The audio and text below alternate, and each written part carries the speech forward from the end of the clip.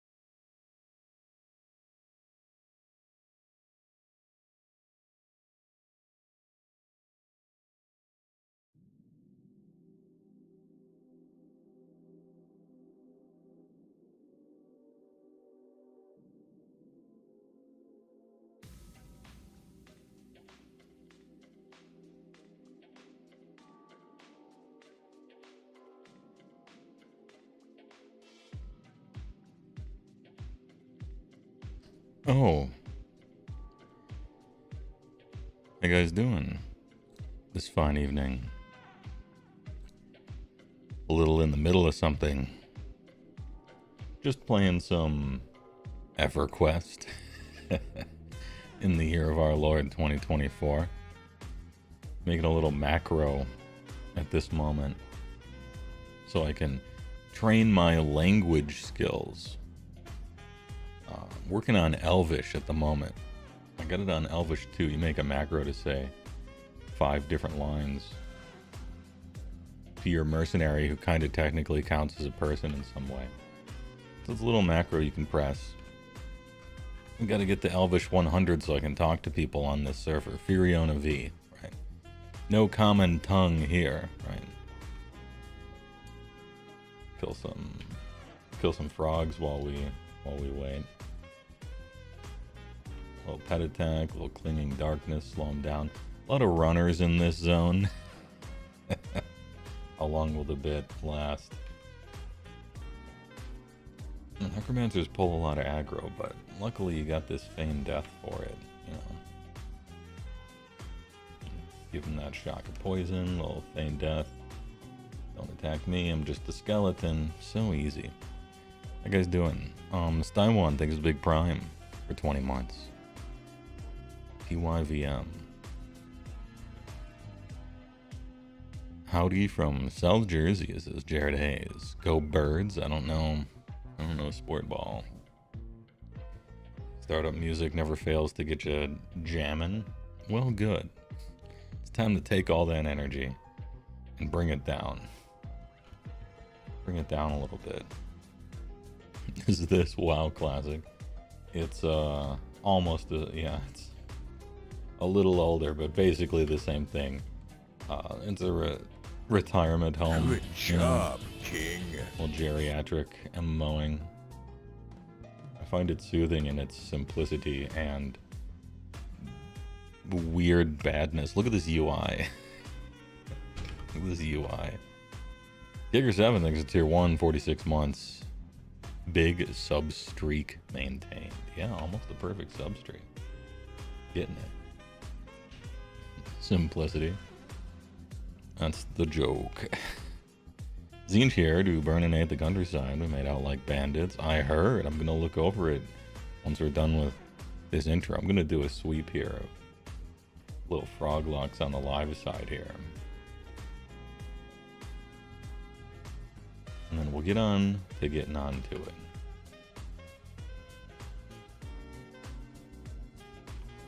But I have something cooking in the background and I'm kind of waiting for the thing to end. Oh, fail. We failed. How about this one? Oh. Tabula Rasa, a little Ragnarok online. Yeah. A little Ultima online. Little Star Wars Galaxies. Asheron's Call, Shadowbane. What was that one that Brad McCade was working on after EverQuest that was a little bit of a minor embezzling went on, and then it got bought out. Had some decent ideas. Can't recall what it was. The Matrix Online next, maybe?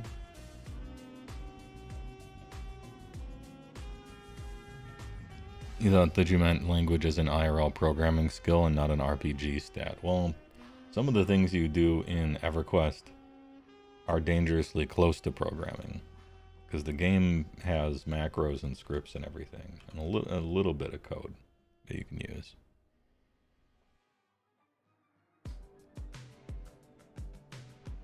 The charming jank. Yeah, that is a way I would describe it.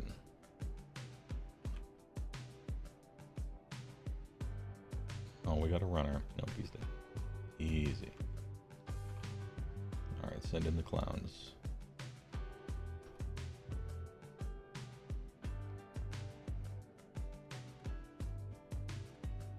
Fun little life update. You had an interview for a job Tuesday. Felt it went well and you're just waiting for the return email. Hopefully you'll get the Sam Hill out of your current dead-end job. Yeah, I hope so too. If that's how you feel about it. I hope so too. Pantheon, says Brian Ellis. Pantheon was much later. That was the... I kind of followed Pantheon, but I also kind of didn't follow Pantheon, because it was sort of clear to me that it would never get finished. And the thing about MMOs... What's the word? You know, the boomer shooter genre? I think there is actually enough demand for a nostalgic shooter to support like making games for it actually. Just barely, but there is, you know, with your Dusk and Blood devs and stuff like that. I don't think there's enough actual demand for boomer ass style MMOs. I don't think there is. Because everybody old enough to have any sort of nostalgia for something like Ultima Online or EverQuest doesn't have the time in their life to play Ultima Online or EverQuest. Unless they're 48 neat or something like that, and even then. Part of the magic of original 1999 style MMOs is that everyone was sort of enamored by the fact that you could even talk to someone on the internet, right? That did a lot of heavy lifting for all those games. And that's not like a selling point anymore. That's just what everyone does. Look at this. Yeah, look at this UI. Isn't it great? Look at this UI.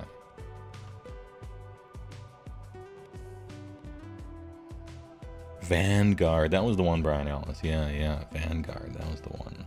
I played that for a little while, at least in the beta. Played UO back in the early 2000s, and then you did a stint in WoW Classic and Guild Wars. Take a Flawed Defiant. Don't mind if I do.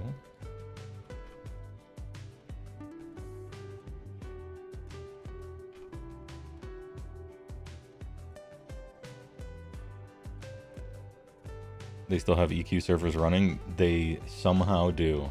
I don't know how they managed to do it, or what investors they managed to trick into it. But yes, this is technically, well, not even technically, this is EverQuest Live. This is that game.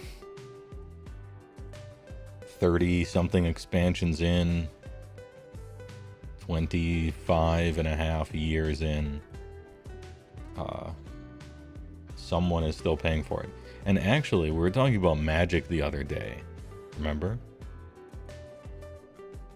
And you know who runs Magic the Gathering online? It's Daybreak, the company. Well, guess who runs EverQuest? Daybreak. The company who's like, we're gonna give 3 employees to each of these old games and technically keep them online somehow.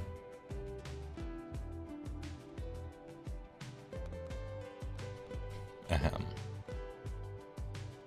Yeah, Daybreak is a retirement home for MMOs, that is true. And I appreciate their service, even if they clearly have no money. Because, I mean, they're trying to sell boomer MMOs. Of course they don't have any money. But I appreciate their service anyway. You definitely dove deep into P99 for the nostalgia, and it felt like the game did still have it. Yeah, I agree. I can't play EQMU anymore, though. Which is unfortunate, but it brought me to this. Is this dank souls? Yeah, basically. You play Morrowind when you want to remember how simultaneously great and terrible games from my adolescence can be. Yeah, Morrowind's still a good one. I like that one. Project Quorum is an emulator, a very popular one. It has each expansion unlock. Yeah, time lock progression. I can't run EQMU on my computer anymore. My processor is too fast, and it has too many it has too many threads and everything, and so the version of EverQuest that EQMU things are based on doesn't run, so I can't play EQMU, which is a shame because I really liked it. And it's not about clock speed, and it's not about number of threads, really. As in, like, you can't tell it to just run on one, that won't fix it. You can't emulate anything, that won't fix it. It really is a problem with EverQuest that they patched in, like, 2016 in the main game. But none of the EQMU versions run that one. So, hey, that's a rough one, kid. You bought yourself a ring light today to take some better pictures. Got me wanting to finish the Agoradons. How are those guys doing, the Agrodons? I guess I'll find out, right? When we go over the stuff.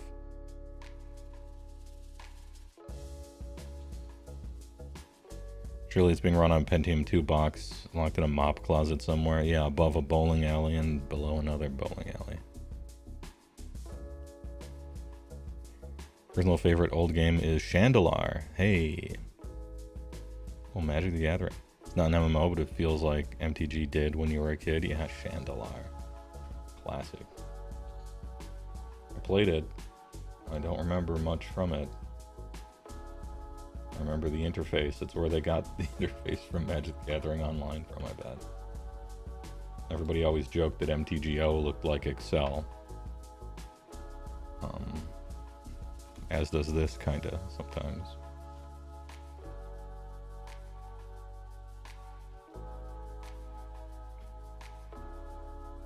I don't know if y'all remember, but your favorite childhood Mamorkaga is Toontown. I don't like Toontown because it invented the term toon for referring to your character in an MMO. And I didn't like that. And so I didn't like Toontown. But only for that reason. Also, I didn't play it. But I do recall the lore. The deep lore.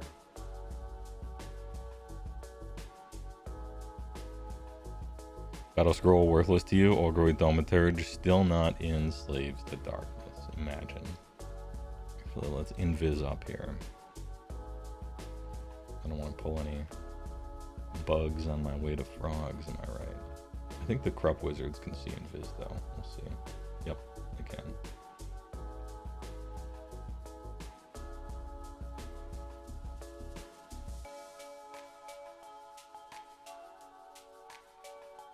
I'll give everyone a little bolt here. Collect a whole bunch of aggro and then feign death. Hey, chill out. Fight my mercenary and my pet, why don't you? Sure you can't run Quorum? You think it runs off something different than the OG EQ emulator? Your laptop ain't old and it runs it fine. Should def dry. Alright, I'll look into it. I know that there's two. One of them is underfoot, right? The client. One is like titanium and the other is underfoot and neither of them work. That's it. I can't like Google it at this point, but I'll look into it. I like my old shit. Yeah, I forgot I should have been practicing language this whole time. Chad, I gotta press 5. I gotta spam A, B, C, D, E, F.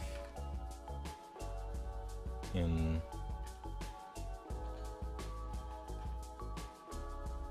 Here we go, Elvish 6. Hey, 6 out of 100. We're working on it. 7, 8, let's go.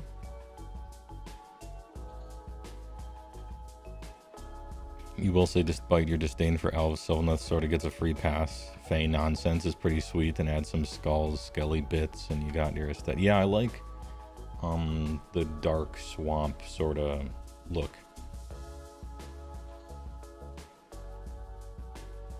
That you can do with it. Circle of Winter, I think that's my second one. It is. Let go.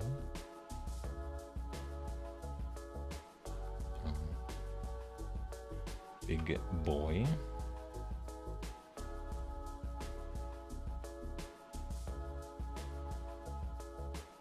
Oh, he's a summoner. I'll disease him up.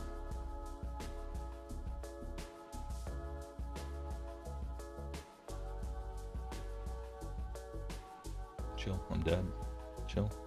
How many AoS armies are missing sizable chunks in their range?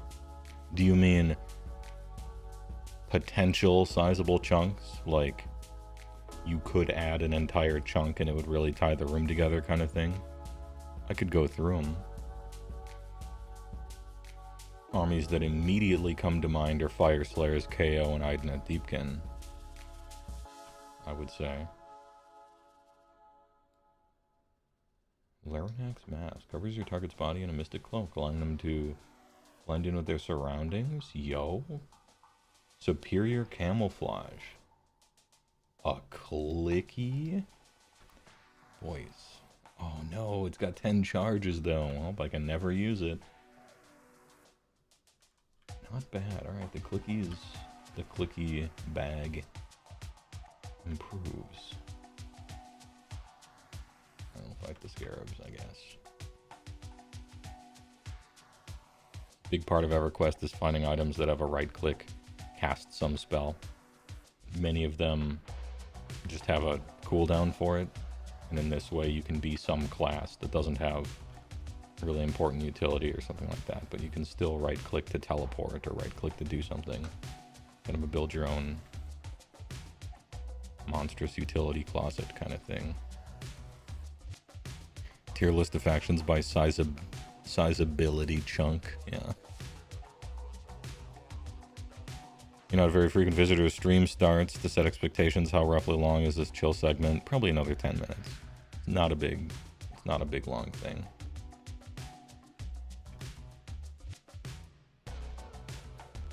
You got jump scared super hard by those spiders. They're giant beetles. They're beetlers. They make funny noises, but I have the sound off right now. Tree can't run Corm. Never mind. Painting up Nighthaunt now that you won't be hated at your local game store for bringing them. Funny how public perception works, right?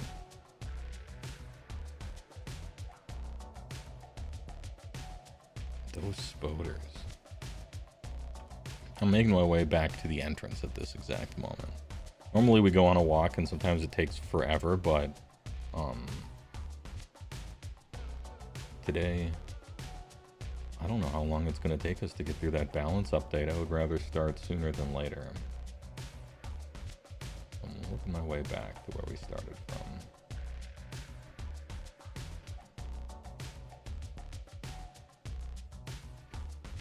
You're shocked that GW didn't catch Nighthaunt before release? I mean, I am and I'm not, you know? It's one of those kind of things.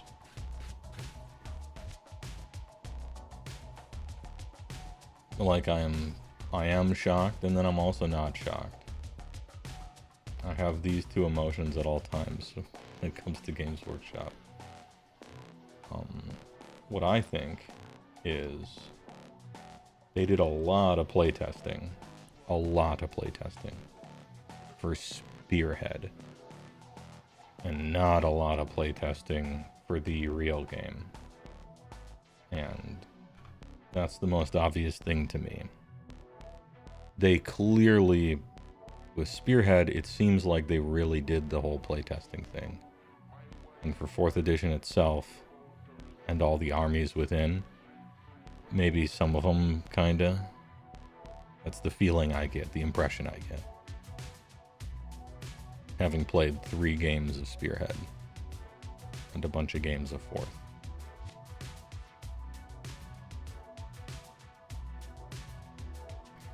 Meta chasing claims on Nighthaunt will disappear pretty quick once they're no longer broken. Yeah, I suppose. I don't care. I don't know why people care. But maybe that's a whole bag of worms. The chasing meta thing. You only play the army because it's strong and fun. Yeah? You don't want to do well and have fun? I don't begrudge you for doing that. You only chose Slaves to Darkness because it looks fun to paint. Unlike me, who chose an army that doesn't look fun to paint. Only real men paint armies that don't look fun to paint. Applying the logic elsewhere just seems weird. It's like a bitch-made complaint, I think.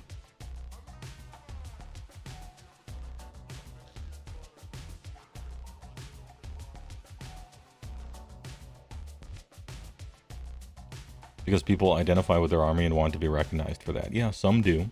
And some people identify with being good at the game and want to be recognized for that. It's fair.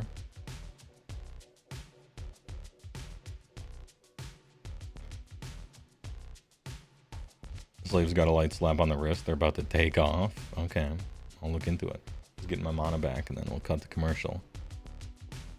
We'll get into the old contento.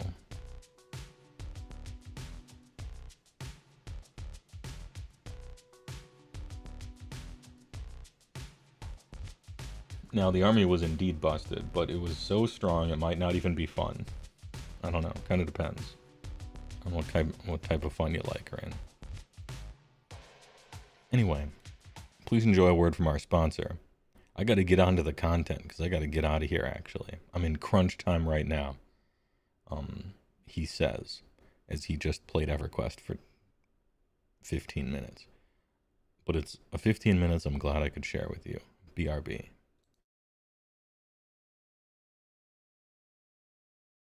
Mr. Owl, how many licks does it take to get to the Cream. Let's find out.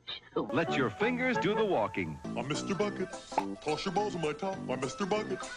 What do you get when you press on a can of Noxema? Great balls of comfort. You get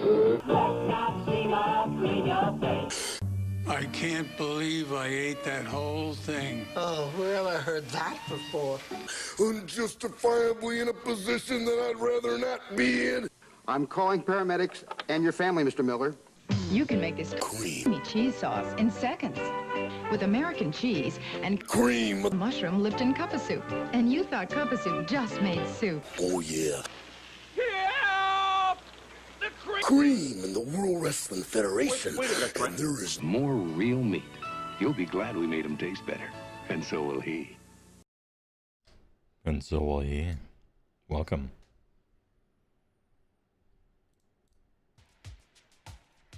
Welcome to Rules Update, September 24. Core Ruels. Alright. I'm starting here. These are like the ruly changes, right? And then we'll get into the points changes, which will be, I think, pretty fast. Because one, I don't have a personal playing it sort of deep knowledge about most of the armies. And you guys can whine about stuff if you would like. Which I would like. I actually want to window into how the players of the armies feel about it. I call it whining because it is, but I don't care. It's fine. This is the time and place to do it. It's actually fun, I think, sometimes to have a shared complaining experience. Isn't that nice? As long as you're not, you know, huge dickhead about it or incessant, like you don't shut up. But in a window of time, it's fine and funny, you know. We do the fucking meme, right?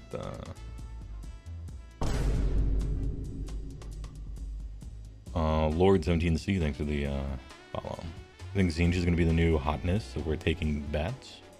Haven't looked at them, and you hope City's got something fun. They did. There are a decent amount of army changes too, which is awesome. Yeah, you'll love to see it. You may have clips useful through the cream montage. Yeah, I haven't made a new commercial in a while. I haven't cast the net wide to find commercials from the 70s and 80s whose companies have gone defunct and can no longer claim copyright. So, one of these days I'll look into it, but too busy at the moment. FEC is sad right now. Well, they should be used to it, because they were sad 2 weeks ago as well. Apologies. Anyway, charge phase. When using the charge ability, does my unit need to end the charge move within a half of an enemy that was visible at the start of the charge move? No, it must end the charge move within a half inch of an enemy unit that is visible to the charging unit when it finishes its charge move. Good clarification there. Feel like it's a clarifying thing? Yeah. You don't have to see them immediately, but you do have to end up seeing them. Fair enough. They want things to be able to charge rather than not in a vacuum, and that question was as much of a vacuum as they cared to have, so fine.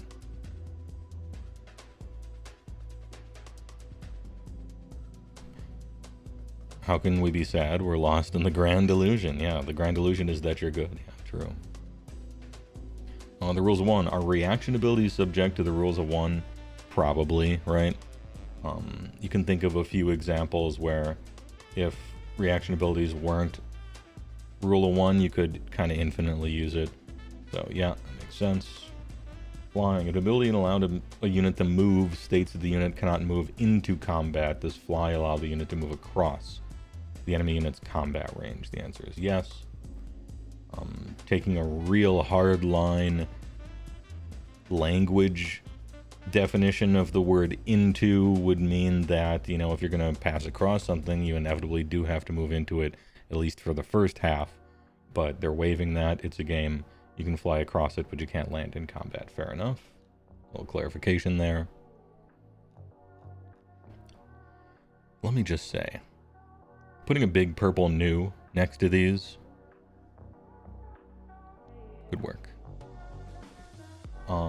Manifestations. Yeah, you know, this was, many people did, but I also did a, what are my big issues with 4th edition, and manifestations is kind of, maybe, I don't know, second place on everybody's list. So let's see what they did about that. No more than one friendly wizard or priest can attempt to summon the same manifestation per turn. Sure.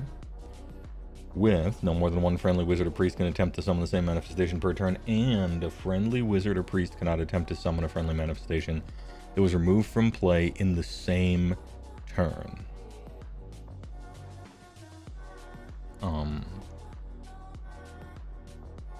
I don't think it's actually like that common for something to be banished and then resummoned on the exact same turn in the same battle round, for sure, from one player's turn to another. But anyway, this is a shackle thing in any case. I still would rather them not be summonable on the opponent's turn, but let's see how this one shakes out and see if we need to readdress it in the future. Previously, I like to make up questions no one asked and answer them. Look, I'm not saying they just made up questions to answer, but I think they did. Banishing manifestations. Add the following to the declare step and banish. Add 1 to the banishment roll for each additional enemy manifestation on the battlefield after the first. Okay, so we get a bonus to try to get rid of these fucking things when the battlefield is saturated with them. Okay. Neat. That's fun. Sure. You know, anything, right? Something. Every little bit counts. I wonder if that'll move the needle. And finally, terrain. Add the following to the bulleted list. If a terrain feature has any melee or ranged weapons, it can use the fight and shoot core abilities as if it were a unit. Terrain features that have a move characteristic of 0 cannot move. Well, yeah, no shit. Note that pile-in is a type of a move. Okay, yeah, I agree.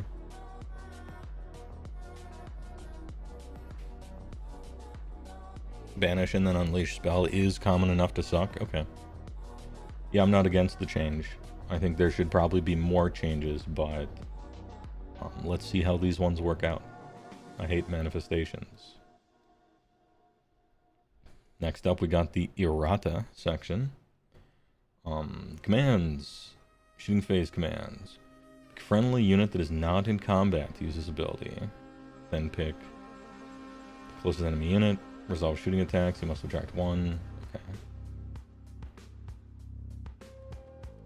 This change allows reactions such as all-out defense to be used in response to covering fire. Yeah, that makes sense. Cool. Alright. I think that plays a little bit better, too. I think that plays better. Because when someone's hitting you, it feels like you want to be able to have the option of AOD. But it's a phase thing. It's not really a I'm getting attacked thing. But in the player's head, I think it really is kind of a I'm getting attacked thing. And so sure, yeah.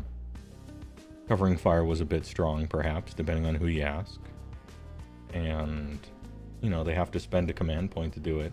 And it's often wrong to do it in any case. So, sure. Yeah, good change. Oh, true, Diablos.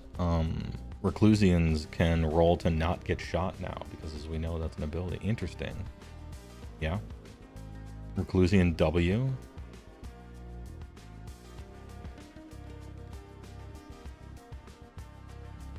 Oh, is a targeting issue. Oh, that's right. Yeah, good point. Alright. Alright.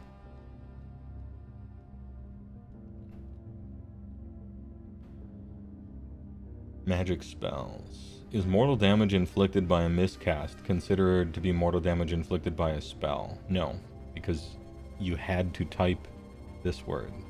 This is a game rule, not a spell right here, and the miscast is the thing doing it. For the purposes of abilities like the Tzeentch effect, no, yeah. Good try, but no. In fact, not even a good try. I don't think your heart was in this kind of angle shooting. Bad try. Obviously, no.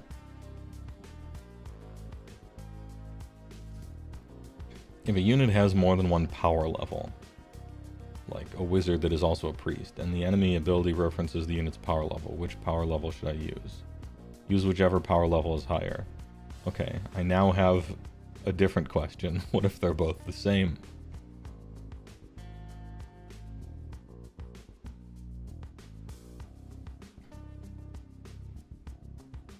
Anyway, hey, alright. Very few things do have double power levels. I'm thinking of, there's, like Ogre heroes can get that. But they're generally 1-1. Unless you're Maw Pot gaming, and then one of them can be 2-1, I suppose.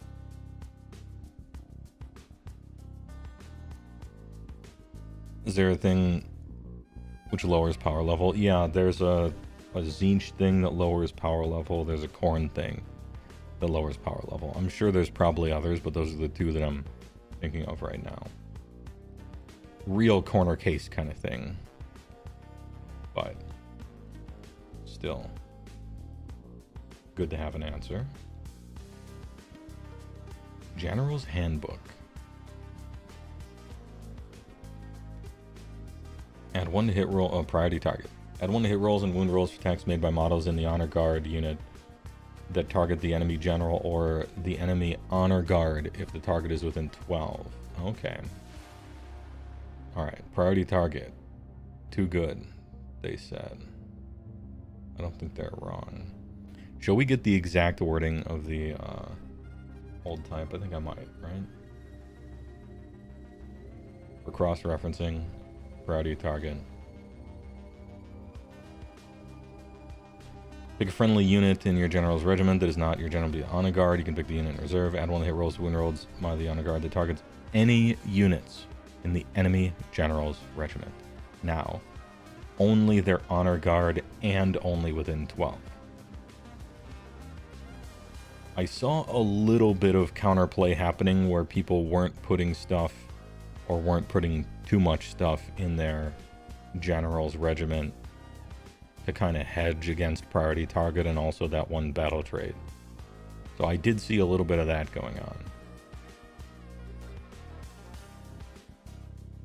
It's still the enemy general himself or the honor guard, but nothing else in there. So no like bonuses against random stuff, but it's even still within 12 inches. All right, we've checked the tapes. Unenhance. So now the priority target sucks. Not exactly, but it's obviously it's considerably worse. What are the other choices? Add 1 for tax characteristic of melee while they're in combat with your general, and both of the following are true. Honor guards alive and holy, and they did not charge. Nah. Or is that it? Those are the two.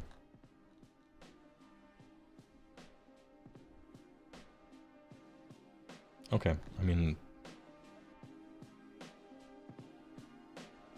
still probably special assignment, right?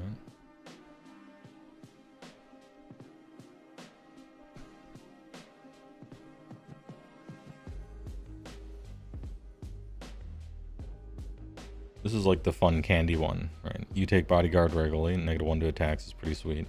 Yeah, if you're if you're going to be in this type of situation, this is like bodyguard is for a type of army for sure. Yeah, you play priority target if you're playing big fucking boys, right? And you play this one if you're playing a little more of a castle thing. And you do special assignment if you're trying to shoot people, or have like a really fun candy unit or something like that.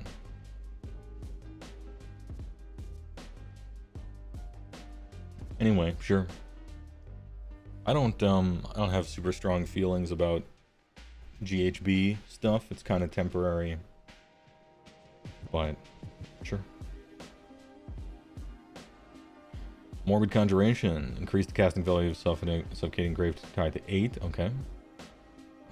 In your average army, that's really hard to cast. In the average spell dom army, that's trivial, but that makes sense. Maelstrom. You must and can only use this ability if it has 6. Pick each unit, friend, and enemy with a 9 to be the target. Okay, so you can't bank it. You have to use it for the Maelstrom. I see we're just making everything in Morbid worse because Morbid is the best. And everyone was taking it, which makes perfect sense. Remove Wild Form from Purple Sun. Okay. And from Gnashing Jaws. Oh, Gnashing Jaws caught some strays here. Alright.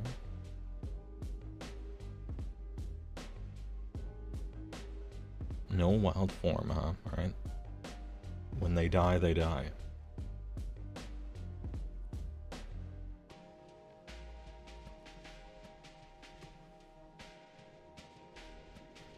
I wonder if we'll start to see other people move onto other things. It's interesting that, to me, the most annoying one, which is Shackles, is the one that didn't catch any hits. But I'm not going to expend too much energy complaining about it. You think GW thinks that nerfing Morbid is a shadow nerf to Spelldom armies? No, the other way around. It's a big deal to the normal people that are trying to just roll hot and get these. The Spelldom armies auto-cast everything, it's fine. Also, hey, Ravanax, get shit on. No Wild Form. Hey, I guess Wild Form is still on, what's the one that everyone hates that's only one from before? Oh, Trueception. Yeah, it's not in this section, but Shackles did catch the Dispel recast hit. Alright. I can't claim that anymore then. Yeah, Kronspine. Kronspine seems to have gotten off scot-free, which is kind of fair. It's not like everybody was choosing Kronspine. I get the impression that choosing Kronspine was the, I don't want to have to deal with all these fucking things, and so I'm just going to take one that hunts the others, and I'll randomly successfully cast it. And it's kind of like having another monster in my army. And to me, that's the Kronspine thought tree. Or if you only had like one cast or something, which is a lot of people. Do you think people will consider bringing their faction manifestation lore? No.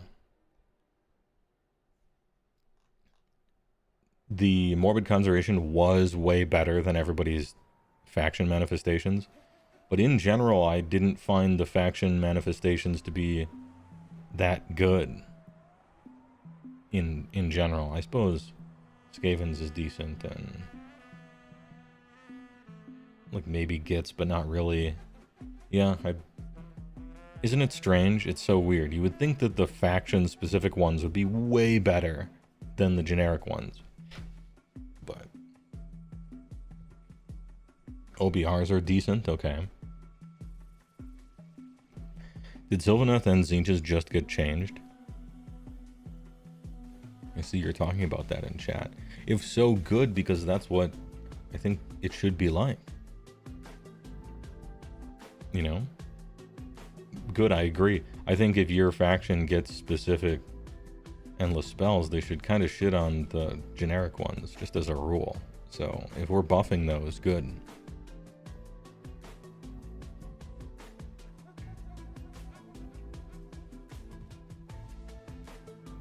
Oh, and then then we get some errata for each of the individual armies. Maybe this is when we'll get into some of that. Sylvaneth eating really good. Oh, cool. Did Sylvaneth get a bunch of buffs and stuff? Hopefully it's a quality of life thing. Because I felt their rules were, for lack of a better word, annoying to play.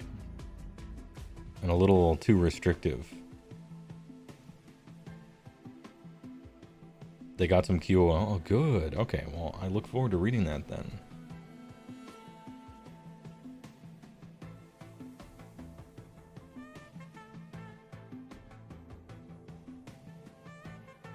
Sylvaneth got a huge glow up. Well, damn, that's great. I can't wait to read about it. You had this disagreement with Vince. You reckon it's have not protection to have the generic lore better than the faction lore. Well, then why did you make faction lore at all? It seems like you're wasting your own time if you're going to make the faction lore bad and the generic lore good.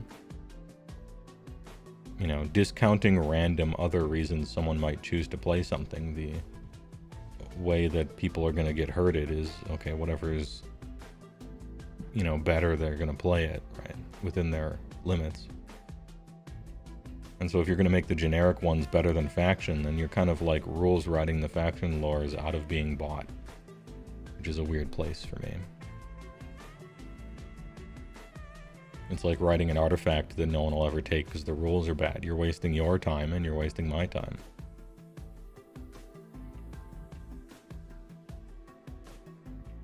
Anyway, Bladescorn. Ravags. Change timing of Hatred's Edge to your charge phase and the timing bar color to orange. I don't remember Wraithax. Did he used to be any charge phase? Is this a nerf? I guess I could look it up. The Ravax. I can't recall what it did. Mostly what I recall is Khorne players complaining about how their endless spells aren't very good. Ravax. It is your movement phase. And this is the old, this isn't the updated one, this is the old one. Pick up to 3 enemy units that this manifestation passed across this turn. D3 on each target, 2 up, shit roll. And you have to pass across with a move of 8. It does say your movement phase. Change the timing heading of Hatred's Edge to your movement phase. Oh, your charge phase. I was looking for any. Okay, so not movement, now it's charge, right? I was looking for any instead of your. This is why you read things twice. Now the charge phase, that makes a lot of sense. It's also clear to me now. Yeah. Because you were never going to be able to do this in your movement phase. But in the charge phase you really will, so it might actually do something. Cool, alright, good change. Good change.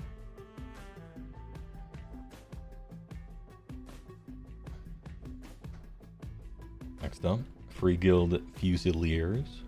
Change the effect of the Fusilier's fire ability to each time this unit uses a chouette. If it is in a fortified position, it can pick either ranged weapon profiles. Yeah, of course it should. You should be able to choose your weapon profiles if you're fortified. That's the whole point of it. Instead of having weird corner cases where you can't use the thing that you want to use. Yeah, that makes sense. And if it's not in the fortified, then you have to use mobile. Yeah, perfect. That's how it should have worked. Good change.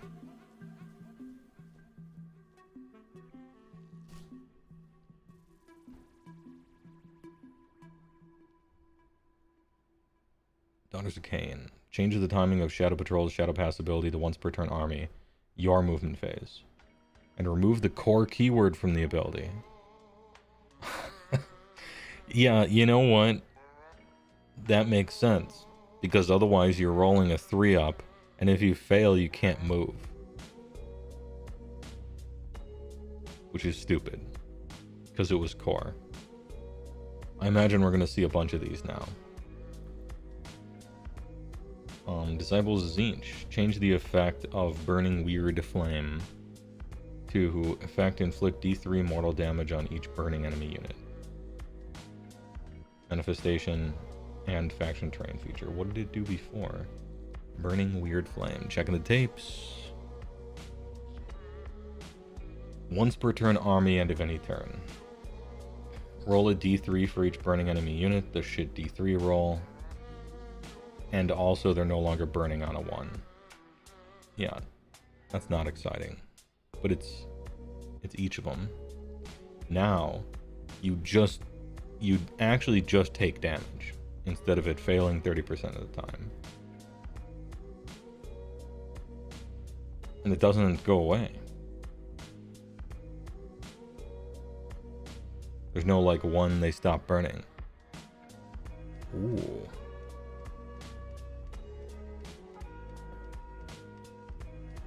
Hey, I like it when they remove the shit D3 that isn't fun and replace it with something better.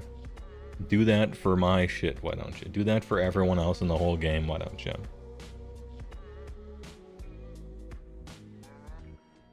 Change the effect of quenching the flames.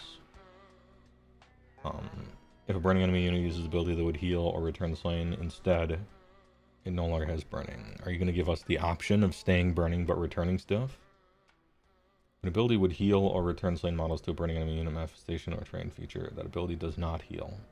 Instead, it no longer has burning. Okay, so you can't choose not to put out the fire, which might have had some sort of small utility to it, but okay. Nice buff to Burning Weird Flame.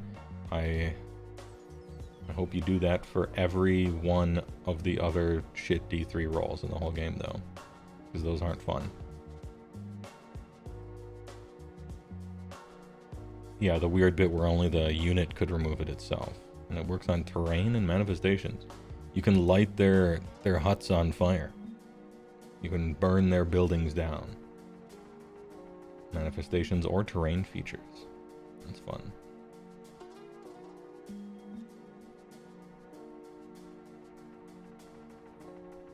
Before people were not rolling it because of the chance of it going away.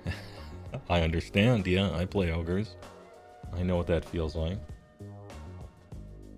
New spell lore, change the declare step of Shield of Fate to pick friendly Wizard to cast a spell, pick a visible friendly Tzeentch Holy within 18, and then make a casting roll. What did he used to say?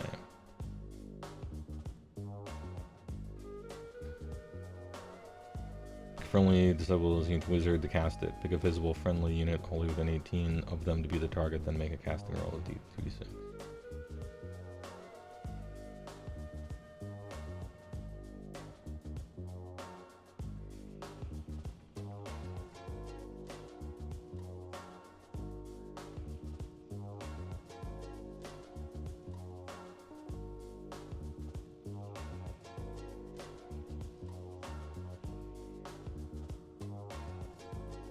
Man, this just seems to be the same. I must be missing something.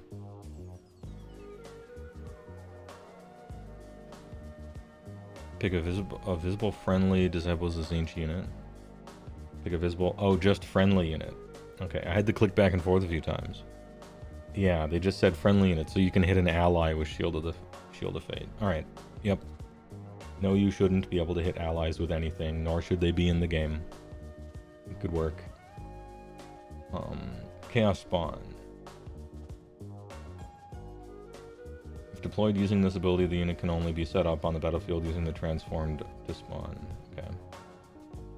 Yep, Chaos Spawn thing, sure.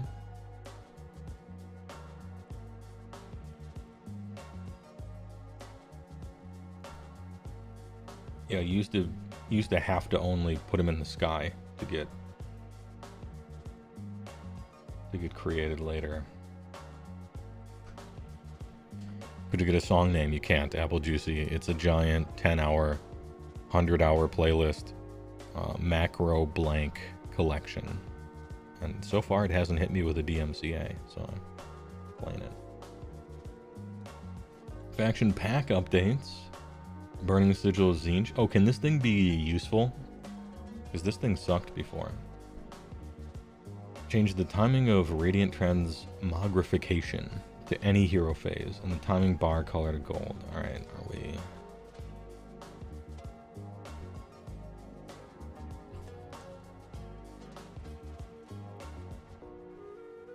Used to be any movement phase.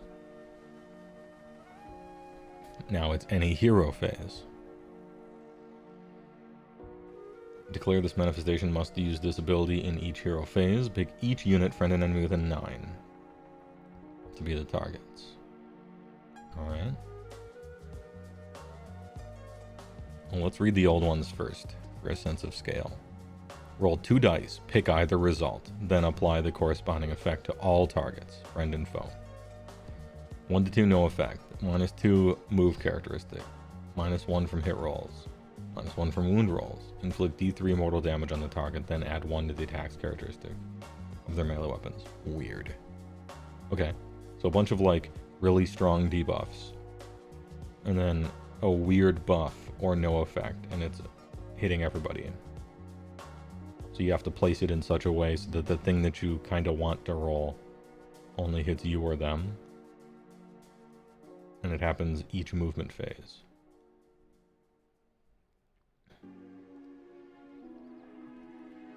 Add 2 to the move character. Yeah, it should help you and hurt the enemy. Yeah, that's how it should work. You're right. And they just did that for all of them.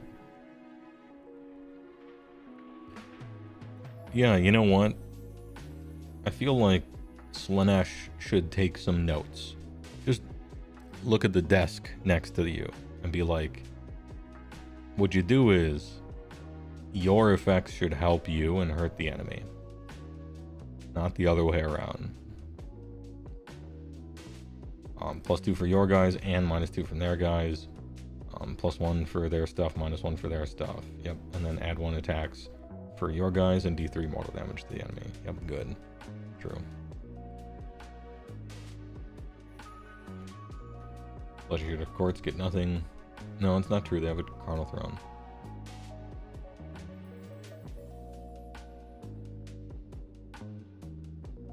If it does not have a steward, pick a friendly steward. Okay. I guess whether you're getting on or hopping on or off is just going to be a game-wide. They're cleaning up some lingo on it. Can you swap guys? I guess you can't.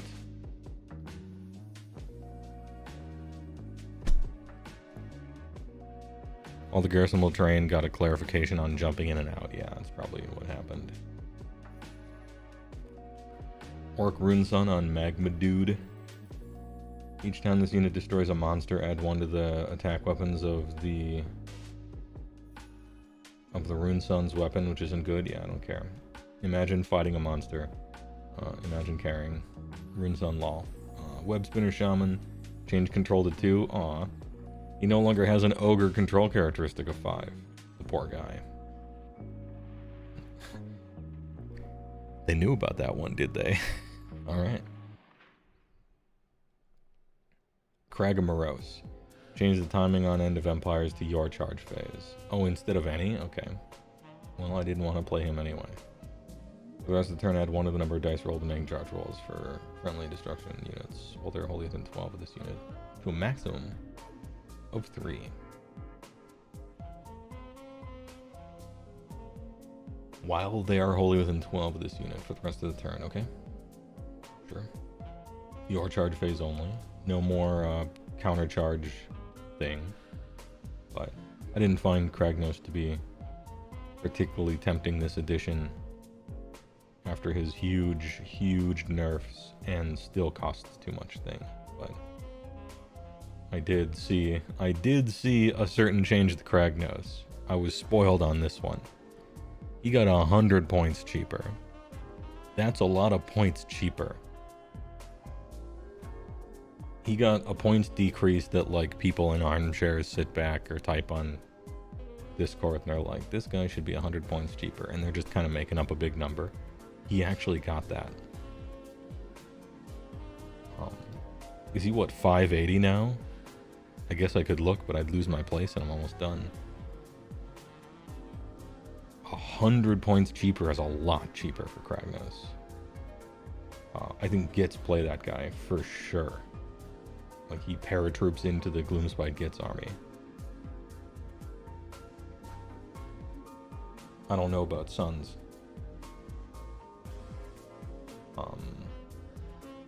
I don't know what they're doing to Ironjaws It would be kind of a betrayal to put him in Ironjaws because they have their big fighty monsters, and so if he's better, it's kind of sad.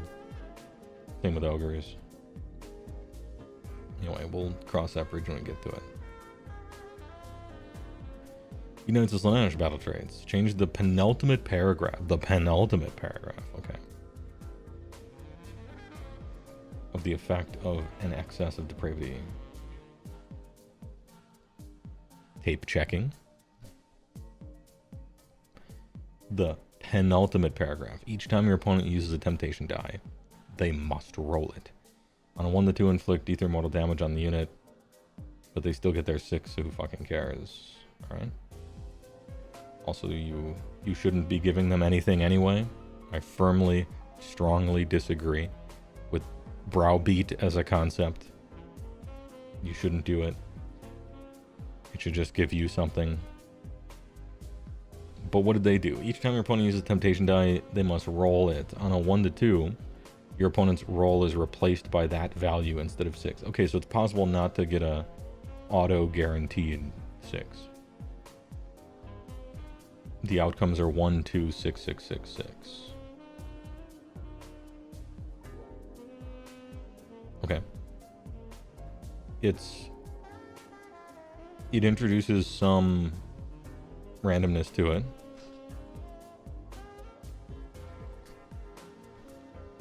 Like you weren't giving your opponent 2 depravity dice ever, right? But pretending you were. It converts a guaranteed automatic 12-inch charge into like a 60% chance or whatever of it. Which is still pretty good, but it's possible to fail, I guess. I think you still just play how you were going to play, and you only give 1 out. And sometimes your opponent might not get it. Ahem.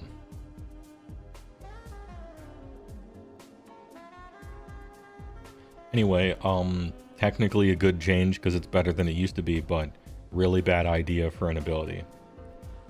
From the ground up. It's not too late to change it completely. Are Gits even an army? Yeah. Yeah. I mean, everyone's playing Trogs, right? But Gits is an army.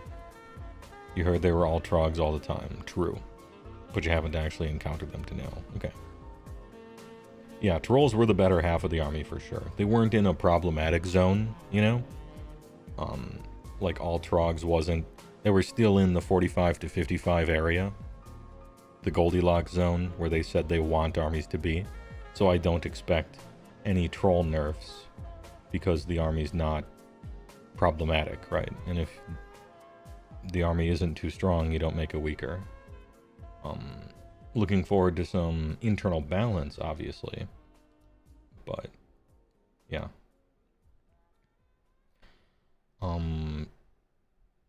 Battle traits for Lumineth Realm Lords. For the rest of the battle round, subtract 1 from hit rolls for attacks at target friendly Venari units that have not charged this turn, and that have not been picked as part of the Power of Hish ability this battle round. Oh, okay. No double dipping. No incredibly powerful offense and incredibly powerful defense ability at the same time anymore. Good. Yeah. You have too many rules as it is. Fuck you. No offense. Lyrior Utherail. Change the timing of Voice of Tyrion to passive. Change the timing bar color to black. And change the effect to each time a friendly Lumineth Realm Lord's unit older than 12 uses the all-out attack command. No command points are spent, okay? Can't remember what it did before. This seems good, though. Oh, were you checking the tapes on this one as well? Lyrior Utherail.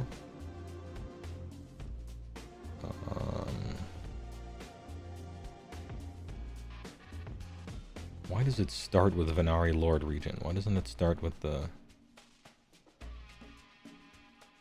Alright. There we go. Reaction, you declared the all-out attack command. If this unit is wholly within 12 of the unit using it, no command points are spent to use it. Right, but you spend it as part of declaring it, I think. Okay, so this is just cleanup, yeah. They're just cleaning up how it works.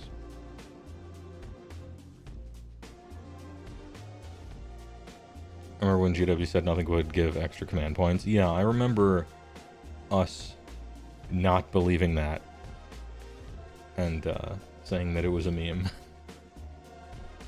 They're not going to give you extra command points, but they're going to do something that basically gives you more command points in a certain way. And they instantly did. Shrine Luminor. If this terrain feature does not have a Shrine Guardian, pick somebody, yeah, so no more hot swapping. No longer a Shrine Guardian, yeah, no more jumping in, jumping out. Maggotkin of Nurgle, looking forward to a buff to your ability that Tzeentch stole and made better.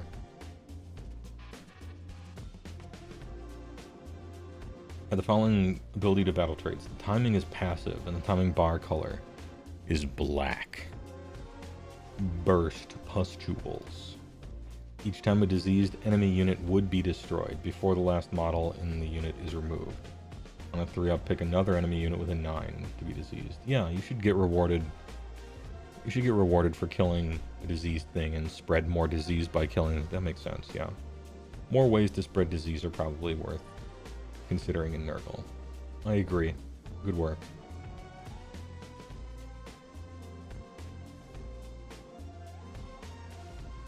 Blowab Rotspawned. Until the start of your next turn, each time a friendly ability is used that resulted in any damage points being allocated to the target roll die. 4-up, allocate 1 additional damage point to the target. Horde rolls cannot be made because it is allocating. What did it use to do? Checking the tapes. Blowab Rotspawned.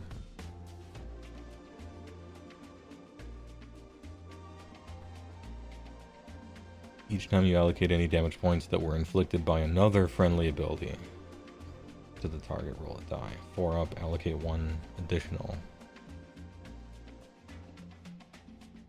Start of your next turn. Start of your next turn. Each time a friendly ability is used that resulted in any damage points being allocated to the target, roll a die. On a 4-up, allocate an additional 1.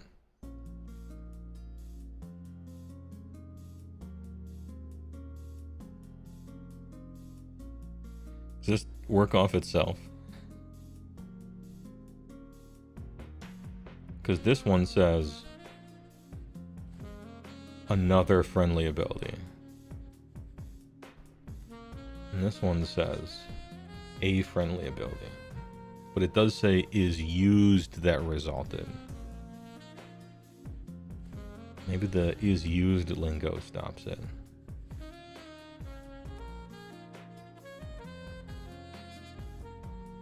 Can we go infinite if we're lucky enough? Does the rule of one thing stop that? Sort of a triggered ability. Anyway, probably not. Are you taking Blowab Rotspawned? No. Alright. Nighthaunt. We're gonna hit him. Something's getting hit here. Close previous tape checking, and we'll open up a new tape checking for this one. Battle formations. Change the timing of There Is No Escape to your movement phase, and change the declare and effect to pick a friendly Nighthaunt unit to be the target. Alright. So. There is no escape. Simply, every Nighthaunt on the table can charge, retreat, or run for free. Fuck it. Everybody. Just do it. Just don't play the game. Just move wherever. Yes, correct. It should have some limit at all. Yeah, your movement phase. and you have to pick one. It's still great. This mega nerfed from everyone always to only one guy during your turn. That's still better than mine. So, hey, alright.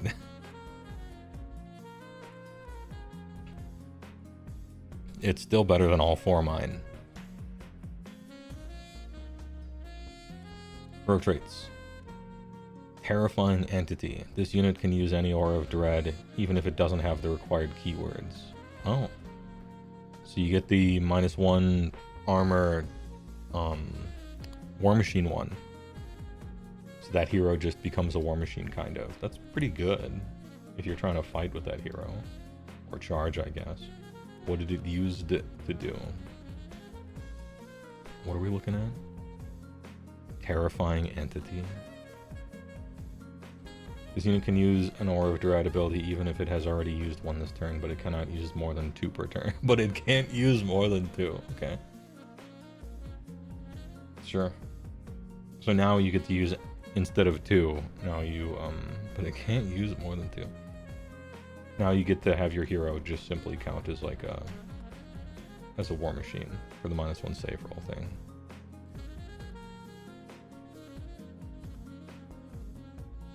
Alright, that's still great. I'm glad they're making sure that these are still awesome, instead of just making everything terrible. And it might sound like I'm fake, not serious memeing, but I am. I'm not. I think if you're gonna nerf something that's way too good, it's better to leave them with something, instead of just make it fucking shit. You know, you don't want to overdo it.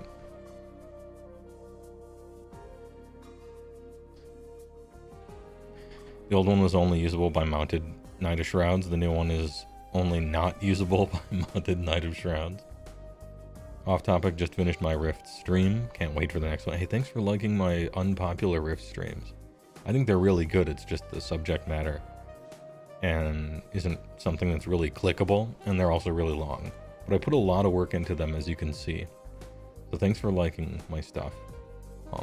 This week was supposed to be the 4th episode of Rifts, but I'm too in crunch time to be able to do it this week, unfortunately.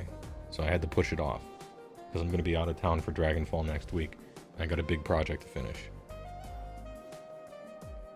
Brings you back to the 90s? Hell yeah, brother. That's kind of the point, you know.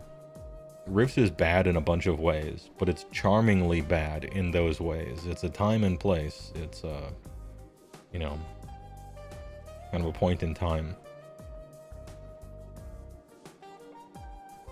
Anyway, Dreadblade Harrows. Change the timing to your movement phase. Yes. Yes, there was no reason for this to be on your opponent's turn. Holy shit. You used to be able to teleport on every movement phase. It was impossible to ever catch them. Ridiculous. Whoever, I don't know. The Nighthaunt book was written by someone in my Discord who wanted to offer a suggestion. It feels like a play or a role to all the Nighthaunt stuff and had no restraint at all. The Dreadblade Harrows, still excellent. Still great. Which is a theme here. These are fine nerfs. These are big nerfs that make things, well, these two, make things way worse than they used to be. Still very good. I appreciate that. I really don't like it when something is too good, and then they nerf it, and then it's like terrible, you know.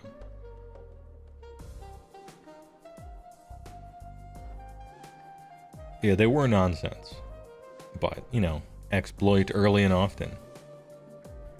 Missed a couple of weeks and coming in late. Apologies if you've already gone over this. Did you have the chance to go to any tournaments before the points rule updates? No, I didn't. I'm a hermit. I don't go outside. I live in a wizard tower. I touch grass when I feel like it, which is never. But I am going outside next week to a tournament. I'll be able to be in a tournament with the new rules, but I wasn't in an actual tournament with the old rules because I don't go outside. But I'm going to go to Dragonfall next week, and it's a 5-round tournament in Lake Geneva. If you're showing up to it and you're watching, bring Commander. That's the majority of what I do at AoS events. I play AoS a lot, take pictures of everyone's armies, eat some fucking hot dogs, and play 10 hours of Commander with people from the Discord. Should be good fun.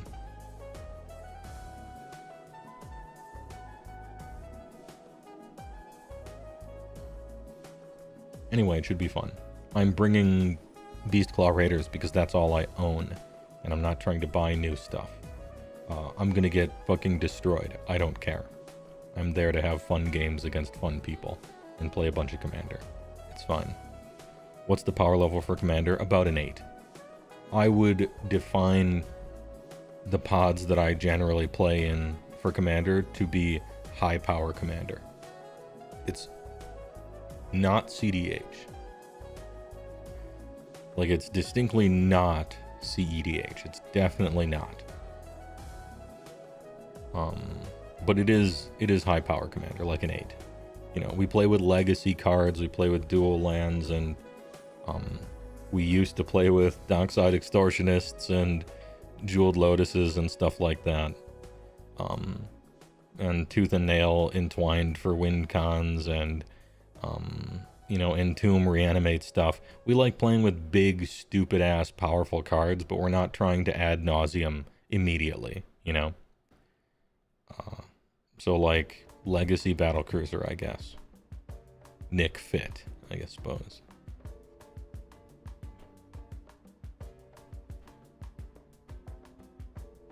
The kind of people who were a little annoyed when Monocrypt were banned? Yes, me, exactly. That was me. CEDH people didn't like it either, but I didn't like it because that's the power level I play at, is Monocrypt. I feel if you don't want to play with powerful cards like Monocrypt in casual, then the words you speak are, I'm trying to play casual Commander, you know, a 5 or a 6. And then the people you're playing with are like, alright, and then they don't play with stuff like Monocrypt. You know, it's a big format. On power level, if you wanted to enforce casual play, on power level, you would ban 300 cards in Commander. But they let you play with them because everybody's definition of casual is different.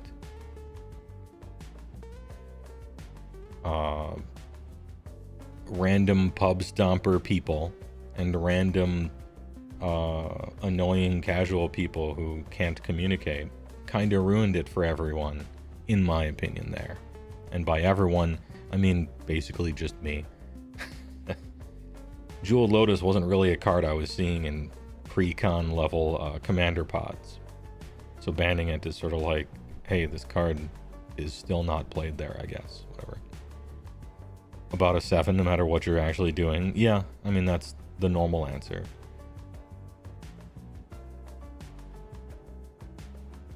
There are decks you love at 5 and 6, but 8 is where the fun is at. For me, yeah. I don't even really like 5 out of 10 Commander. I don't like pre-con stuff. Pre-cons got a lot better, that being said. Original pre-cons were really bad. Dude, the most recent pre-cons, I don't know, man. Like, some of the new pre-cons are probably just a 7. Like, just they're starting like that. So saying the word pre-con, I guess, has changed its definition over the years. The power creep, am I right?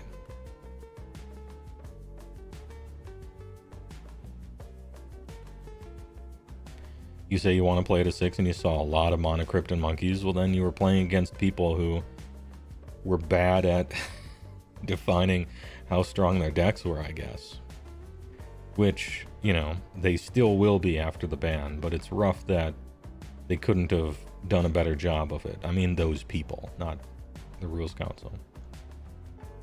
It's rough that you need a law for something that a person is doing wrong, right?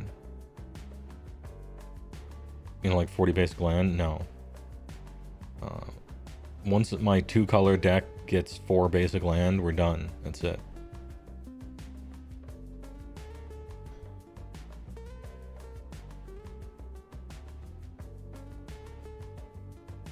The Merfolk one is busted. The Dinosaur one's pretty good too. mean, it can be. Got some snowballing shit there. What's the event called? Dragonfall.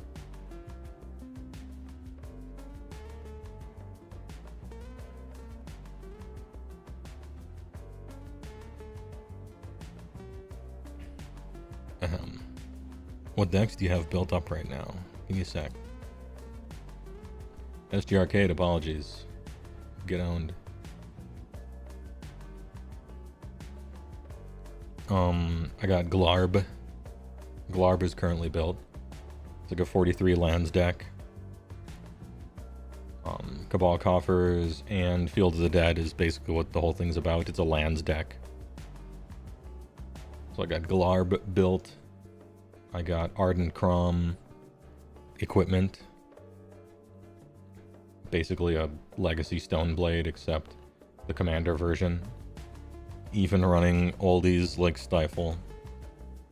And I have Garth Unlimited Boomer Works, which is the slowest and worst one.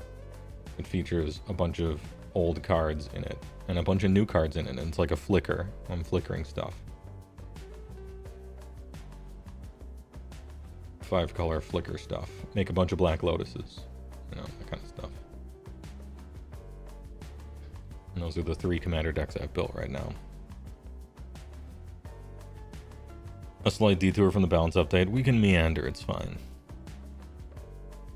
Yeah, I do have a Chaos Orb in there, and I do the Rule 0 thing. I have a Vindicate in case somebody says no. Like, is it okay if I play with Chaos Orb? And no one has told me no yet. But if they do, I gotta Vindicate. I'll just run that. It's actually better.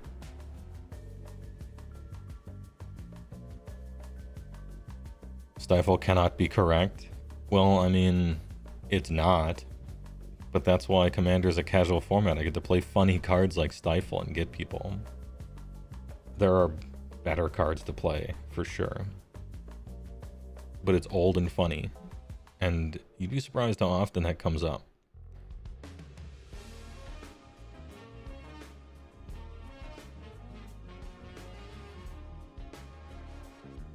Incorrect but extremely juicy is the vibe. That's kind of what I'm going for in general. Oh, Head Games is a good one.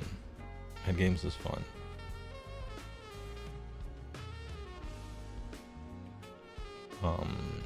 You need to come up with an alternative Soul Shepherd from the Command Core, since your idea to an incense guy, maybe Araby Steel Helms is basically that. Thoughts? Soul Shepherd.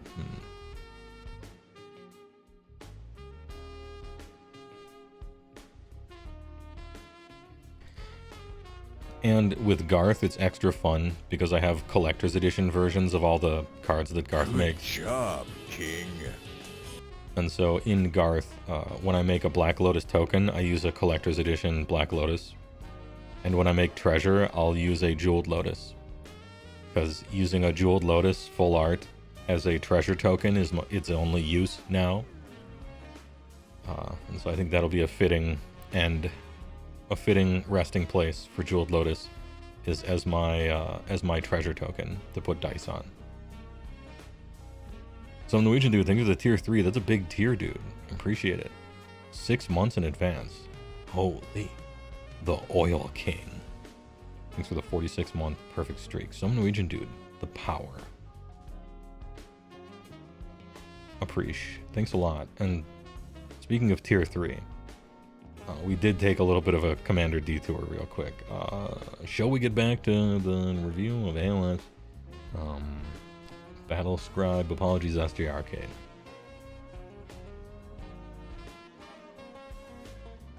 Ogremont Tribes. Yeah, we have the same Feed the Maw thing, the garrison thing. And that's it. That's the only change. Boo. Jeweled Lotus as a treasure token is a flex. Yeah, I think it's funny. I didn't do it on purpose, I just had a Jeweled Lotus in one of my decks, but I'm not going to sell it now, right? The thing's kind of lost a little value, you might say. And so I think it's funny to make it a treasure token. My previous treasure token was a Spectral Tiger loot card from World of Warcraft TCG with a number scraped off because I redeemed it years ago. And so treasure tokens are just like the really old bad ideas that I should have sold. That I didn't sell quick enough. Kragnaros, yeah, we know that one already. Ironjaws battle traits. Change the timing of Ironjaws WA to once per turn army your charge phase. And change the declare to pick a friendly Ironjaws hero to be the target. Oh, hold on. You cannot pick the same hero to be the target more than once per battle. Oh, hold on. Tape checking? I was very sure that this was once per game period before.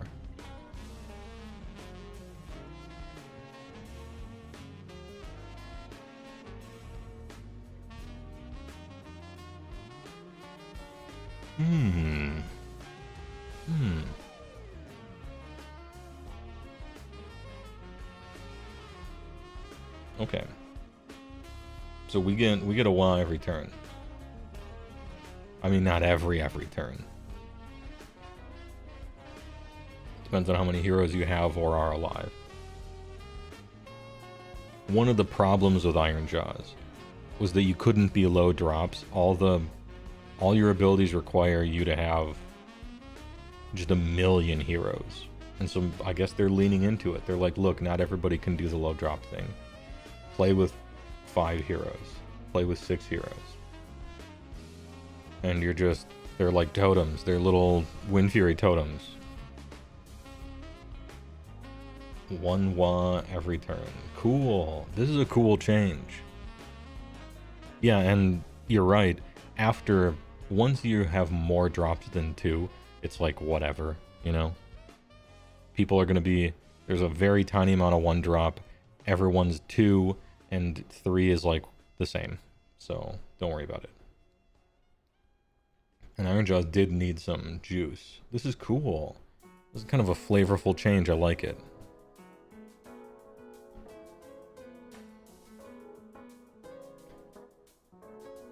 That's the only change, though, except for maybe points. Ironjaws did, like, big time suck before, right? Like, they were one of the armies that needed a lot of help. Because all their shit's, like, super slow and weird. But hey, a bunch of free WAs. That's interesting and cool. I wonder what people will do with it. Cool. Good change. Interesting. I don't know if they're the type of army that's, like, capable of leaning into the high drops thing. But I guess this gives them a bonus for doing them. Can Kragnos WA? No. Unless it gets the funny keyword thing. It says Ironjaws hero. Doesn't say orc hero. How does this work again, chat? Is this real? It doesn't say orc hero, you know? I think Kragnos gets the keyword. Krag WA?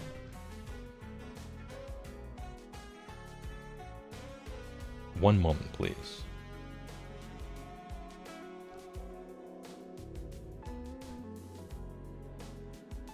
Ironjaws keyword.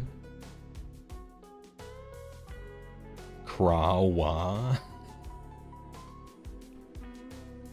Very interesting. But wouldn't it be terrifically sad if, like, your humongous monster wasn't actually good for your army?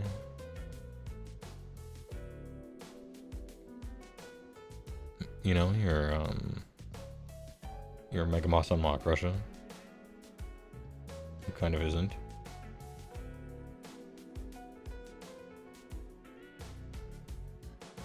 Actually, wait a minute, Gordrak.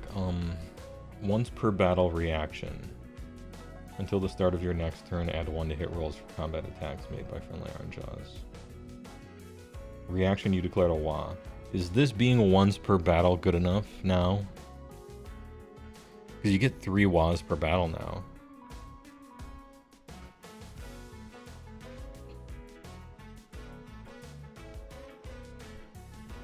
That's like that's kind of something.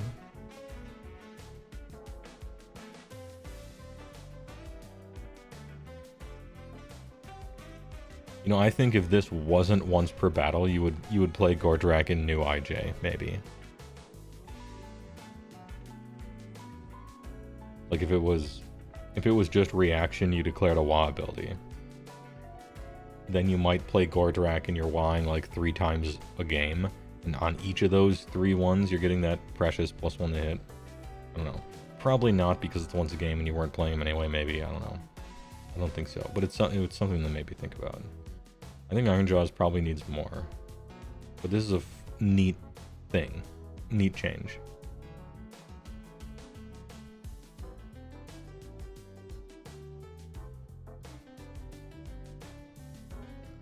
And then they listed this here again. Yeah, because they have to list it in every army that it's in, sure. No Oziarch changes, a little sad. Seraphon, remove the core from teleportation. Okay, so they're doing this everywhere. All the like random teleport abilities that can fail, if you fail to teleport, you can walk. Which I think is just like a quality of life cleanup. I think that's proper. Saurus Astrolith Bara. If the spell is successfully cast for the rest of the turn, add 3 to control scores friendly Seraphon while they are wholly within 12 of this unit. Yep. I think the more auras and the fewer pulses we have, the better. Ideally, there almost wouldn't be a difference. Like, you would just only have either auras or pulses. So, I like this being an aura.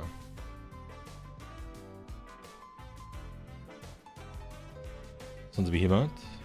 Oh, good, yeah. Sons actually do need something, I think. Change the timing of Glowy Lantern to passive. And change the timing bar color to gold. And change the effects too. Unit can use summon abilities from the manifestation lore you pick during an army as if it had... During army... Okay, so you can no longer do this... You no longer do this in deployment. You do it on list building. Now... Why am I okay with this? And I am.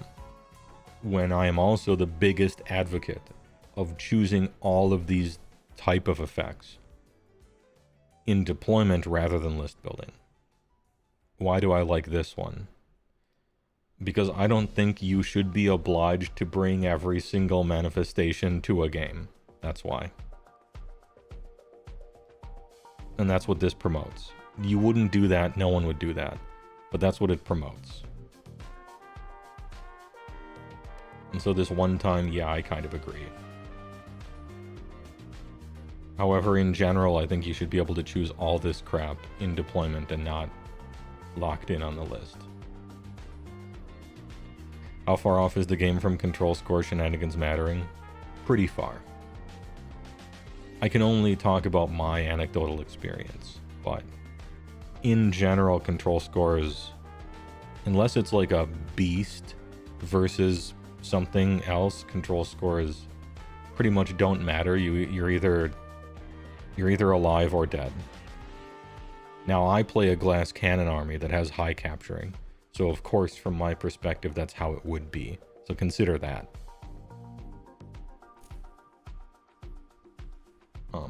The thing is, enemy units have a control score of 0 if they're dead, and so you should just kill them. And that's it. That's basically it. Every once in a while, control score does matter, and fringe rules like that do matter. It doesn't not matter. It's just, in general, kill the thing.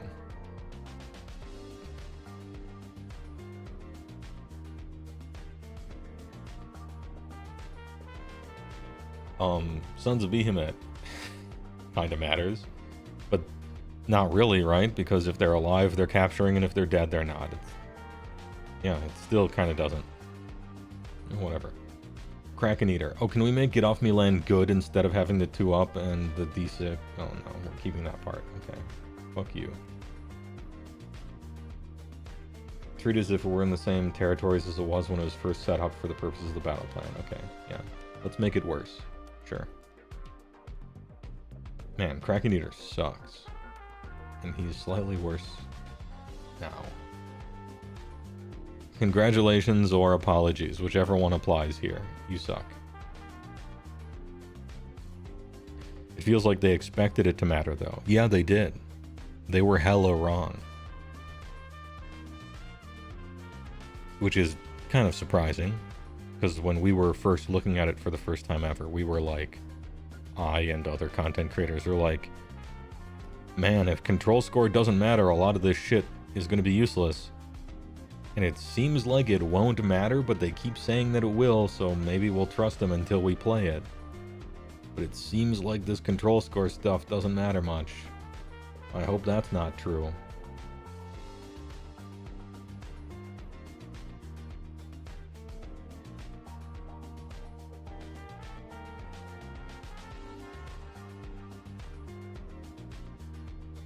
They expected less lethality.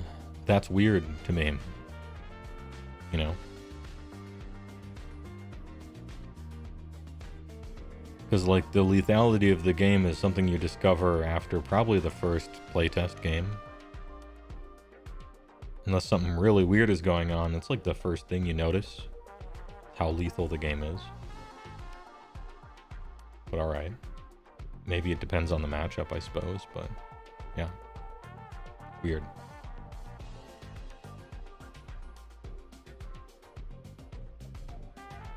I remember my first game of 4th edition, I'm like, ooh, this game, it's still very killy. We are still doing a bunch of damage. In fact, infantry's doing triple the damage it used to be doing.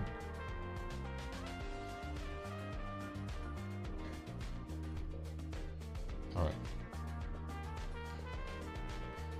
GW also seem to think melee heroes are a thing. That one is a head scratcher, because they haven't been for 9 years. They just never are. That's the problem. You would think they would learn from the past, or learn from their mistakes, or... Yeah, you're tempted to think like they want it like this, you know? And that's wrong. Like, that can't be true. But you're tempted to get into a mindset where you're like, this is how they want it. They want foot heroes to be bad. They want you not to buy them. They don't want your money, right? And it gets you into that line of thinking, which can't be true. It can't be that they don't want you to buy the product that they made and play it in the game, right?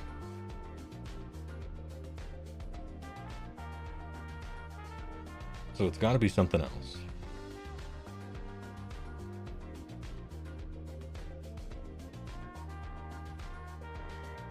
Soulblight Gravelords. Pick an enemy hero in combat with this unit to be the target. Orb of Enchantement. Alright. Check the tapes. The orb. Once per battle, any combat phase. Pick an enemy hero in combat to be the target. Target has strike last. Pick an enemy hero in combat to be the target.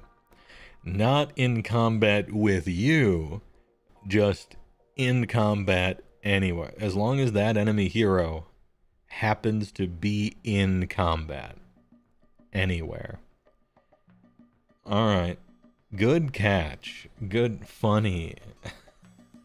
I like it. Damn, what an artifact. I like it. Good work. Good try and good work. Now it is in combat with this unit. Yeah, there you go. There we go. Okay.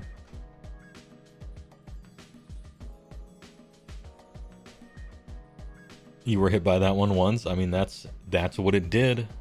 Clear as day, rules as written. That's what the words mean. That's what it said. Can't argue with it. Yeah, heroes in combat doesn't say that. Perfectly true. Now, of course, it's changed, but yeah. Good one. Good attention to detail. I like it.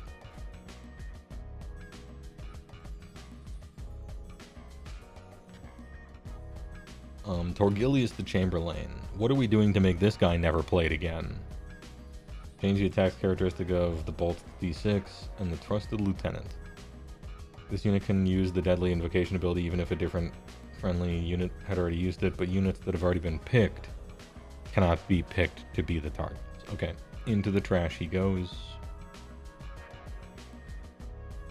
Yeah, what an artifact. Yeah, exactly.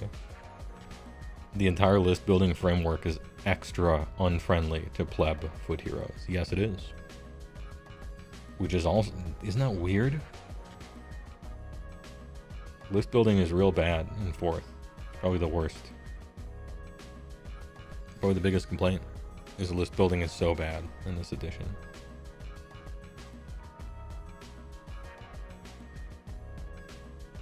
Torgilus is still great. He's still a sub-hero caster. Oh, that's right. He had the sub-hero thing. Never mind. Out of the trash, he comes back.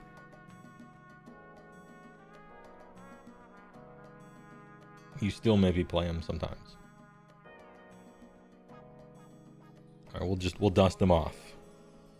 5-second rule.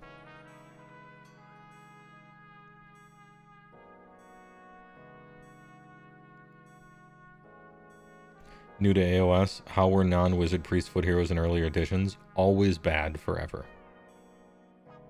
Always bad. Sometimes, especially in 1st edition, they had custom command abilities written on their war scroll. And if the custom command ability was really good, you would play with it. And only your general could use a command ability. So the game a lot different in that way. It used to be like it used to be the case where if a foot hero was a wizard, potentially good, priest, potentially good, or had a cool unique command ability / free buff or something like that. And those are the ways that a foot hero could be good. And then there was a class of foot hero that's just supposed to like fight in melee combat with its 6-inch move and no anything. And you're just like, why did they make these? Well, now they don't have custom command abilities anymore. They don't print those. And so foot heroes are wizard, priest, or kind of, why did you do it? Some of them have a special ability written on them or something, but yeah, I don't know why they make those.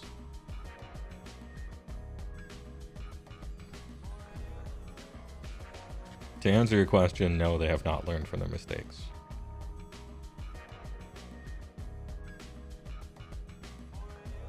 Neve kind of succeeded at that fantasy, but she's kind of alone. There was also, what was his name?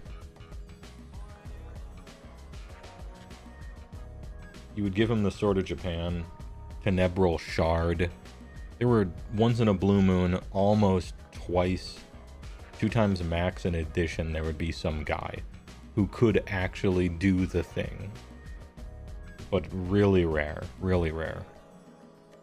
On average, 0 in each army. Kind of rare.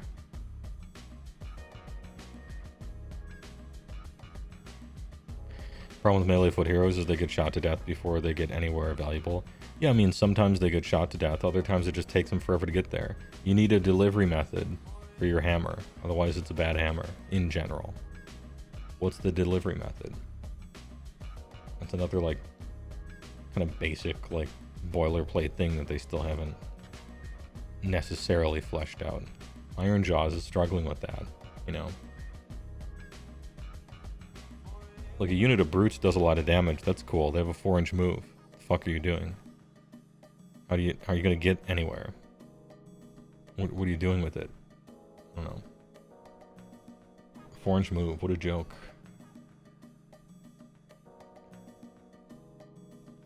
What was I looking at? Oh yeah, battle formation. Stormcast Eternals. Yep, the core teleport things so that they can move if they fail to roll. Change the effect of Soulbounded to... Unit can use this ability while it's in reserve. Cool. Yo, Praetors. You can actually teleport them in now. And they choose their Soulbound in reserve. That's cool.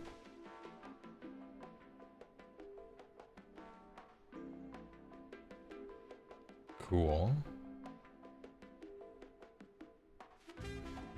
Praetors plus Karazai are a list. That's what I've seen somewhere. It's like in the old world right now too. Foot stuff is total garbage because it moves like 4 or 5 inches and gets charge range gapped by Cav and monsters, Behemats and stuff.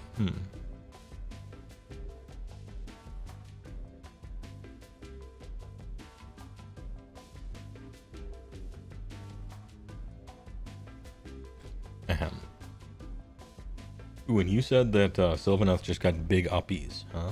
Let's read it. Change the effect of Tree Song to... Are we remembering what Tree Song used to do? I remember it was pretty restrictive, and it didn't sound fun at all. Any tape checkers? Tree Song.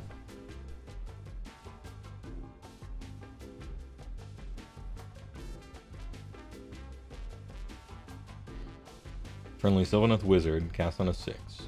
If there are fewer than 3 wildwoods on a battlefield, you can set one up wholly within 18 of the caster and more than 3 from all enemy units, objectives, and other terrain features. If there are already 3, heal 3 to each one. Neat. Now what does it do? If there are fewer than 3, you can set one up wholly within 24 of the caster. Big range increase. You'll love to see it.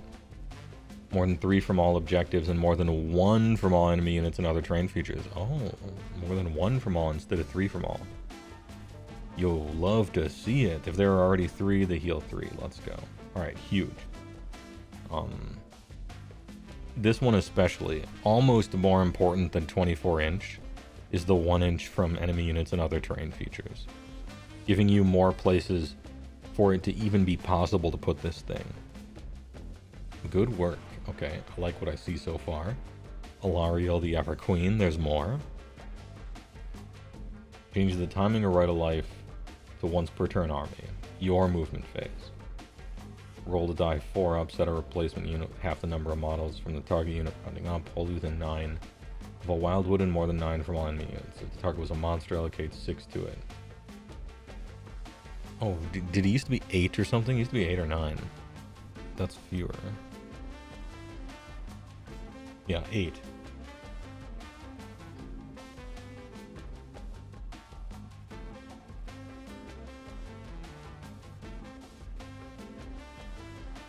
Because you allocate 6 to it, what kind of stuff can we bring back that we used to not be able to? The Lady of Vines is now potentially on the table to get brought back. Raija could already be. Belthanos could already be. Technically, Warsong Revenant, it's possible. Arch Revenant, impossible. Still dead. Okay, interesting.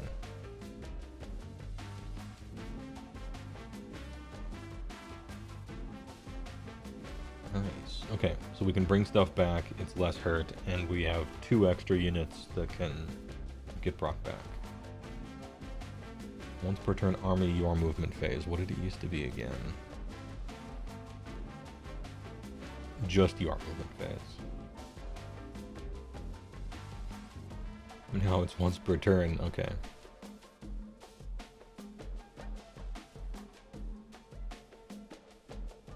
Sure. 6 wounds is only on monster. Oh, true, yeah. So, the little guy, he's alive. He's good. He's safe. Alariel, good change. Tree Song, very good change. Awakened Wildwood. Add ward 5 up to the keywords bar. Sure, give Wildwoods a 5 up ward. Hell yeah. Power. The power. It used to have nothing. 8, 4, 5 now. Each time you set up an Awakened Wildwood, you can place 1 to 3 scenery pieces. You can place more than 1. The tips of each must touch. Forming a circle. Add 2 to the health characteristic of this terrain feature. Increase the range of friendly abilities that required friendly models to be wholly within 6 of this terrain feature by 3. You can make a 3-1 for each additional scenery piece. It is placed after the first. Is that new?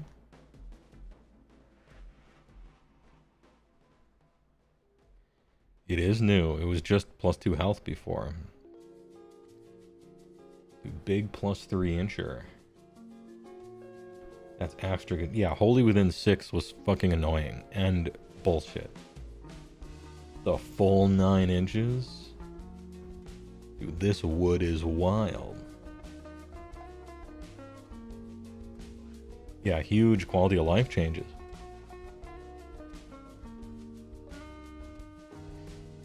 Oh, true, it's for each. So actually it starts 6, goes 9, and an ungodly 12. Massive. You can actually use your abilities. You can, like, play the game. I wonder if Sylvaneth is any good when you can use your abilities. Cool. And then the Skull Root. Yeah, just make the Skull Root good. Wouldn't it be cool? Skullo Ruto. So this thing. Lumbering Bulk. Same dude. 848. 3-4 to 1d3. It flies. It's got Ward 6. Pick an enemy unit within 3 of this manifestation to be the target. End of turn. Subtract an amount equal to control score. Whatever. Okay, so it's trash. What does it do now? Add the following ability. The timing is passive, and the timing color bar is black. Creeping Willow. This manifestation counts as an awakened wildwood for the purposes of the endless growth. Walk the hidden paths and strike and fade. Good, it's a fucking tree. I agree. I'm like sounding angry, but I'm agreeing with them. Yes, correct. More of your units should count as wildwoods too. Like all the tree people. Anyway, changing the effect of Vengeful Terrors to, for the rest of the turn, subtract an amount from the target's control score equal to the number of friendly units that have been destroyed this battle. Not including manifestations and action terrain. Yeah, whatever, okay. So it's like still not that good, but it counts as a wildwood, which is cool. It's a mobile wildwood. I don't like the control score ability, right? As for reasons we just talked about, but that's cool.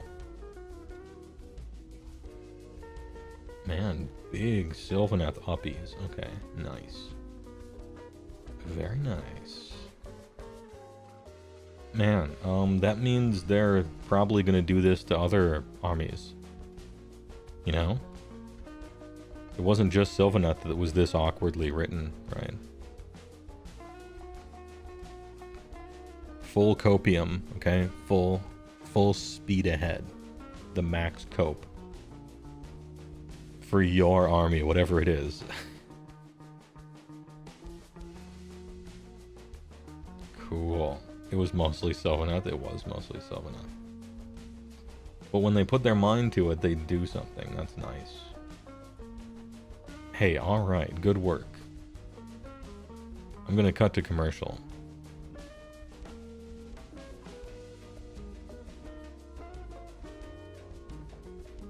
I'll finish my thought. I'm gonna cut to commercial and get a drink out of the fridge. And then we're gonna do points. The points are gonna be kind of quick. If you play the army, let me know. Because points are weird, you know. You can look at points and be like, oh, okay.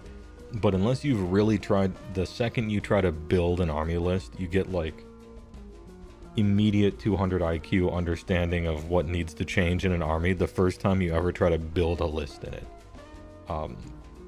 It's just special. Suddenly that 10-point difference is huge and an outsider might not realize it, you know, so on and so forth, right? Means they're actually listening to the player base. A lot of these changes were hyper specific. Yeah, true. Some of them, yeah. GW moves fast and a popular army is struggling. I disagree. Stormcast is usually a bad army. But I guess you said popular. Commercial break. With Klondike ice cream bars, you get big servings, big taste, big cream. Imagine 5 big, moist, delicious ounces of big, hot ice cream. And a coating made with beautiful Milk. chocolate so you can pour big cream. like I've never had it.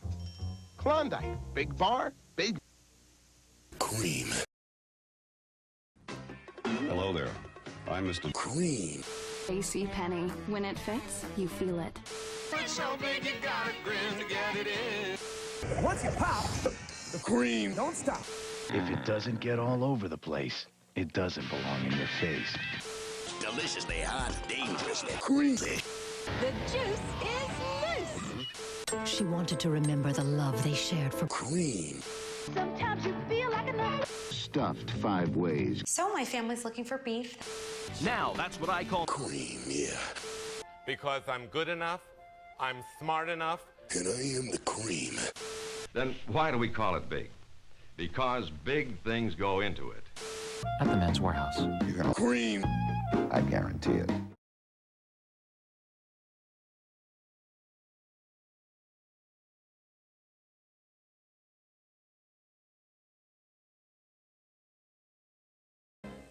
What can you do with cream? You can't do with any other wine. Know why I refrigerate? Because my friends love to cream. This setting should indicate that we know how to cream. Hello, darling. C'era Lambrusco, Bianco, and Rosato have such a bright cream taste. Every sip said cream. Their wine list is first rate. All it says is... You know that I'm the cream. What a cream to taste.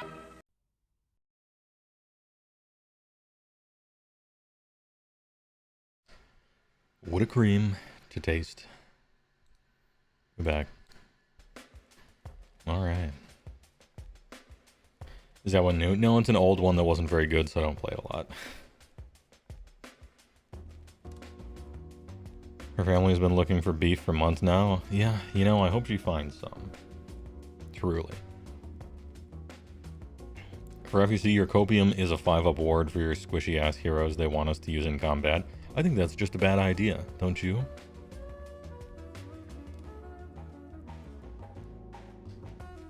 Like the concept.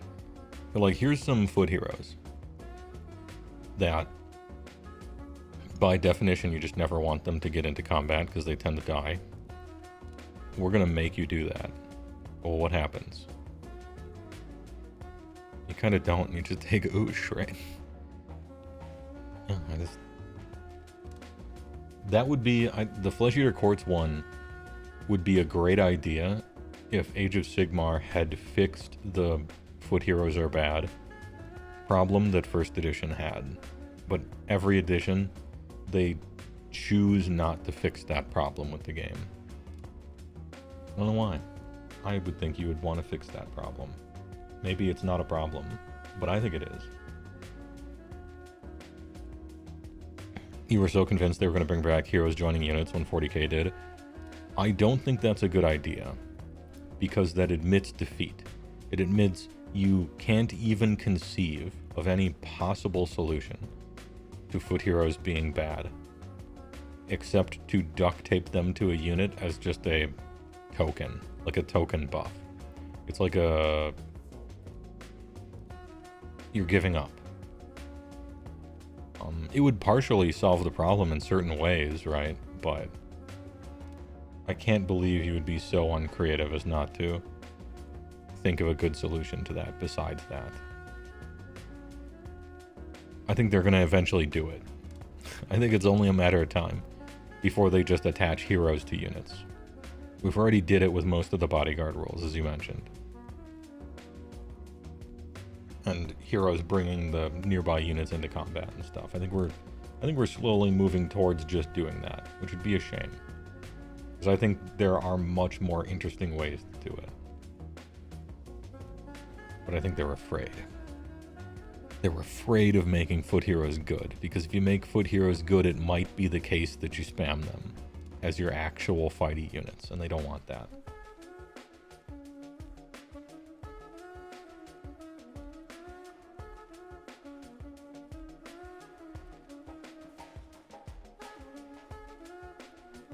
It does feel pretty good in 40k, a combat hero being 60-70 and able to fight alongside his unit without eating shit. Yeah.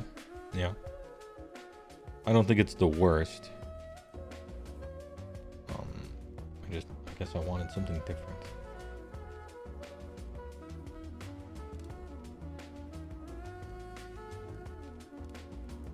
How do you make a melee slap hero good without letting them use a unit for ablative wounds? I think that's the choice. You either make melee slap heroes good, or you tie them to a unit for ablative wounds. I don't think you do both, because otherwise that's what it is. Maybe you do that for both in Khorne or something if it fits the army. That would be interesting. Like all the foot heroes in Khorne actually slap shit and you attach them to units, and so they just have like 20 wounds. That would be like an interesting direction to take Khorne, maybe. Because their heroes are supposed to fight. They're supposed to lead from the front. Maybe that's the way you do that for like some army, but not core rules, I don't think.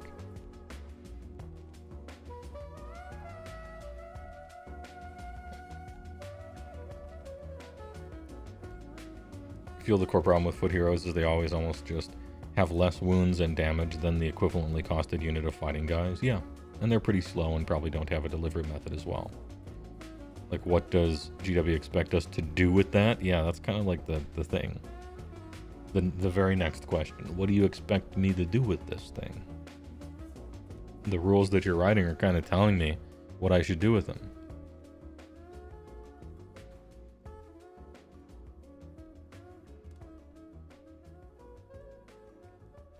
Anyway, City of Sigmar, Bad Dragon, -20. Steam Tank Commander, -30. Sorceress. Look at this. Isn't this nice? They put an asterisk next to something when its base size gets updated, or, you know, something changed that isn't its points.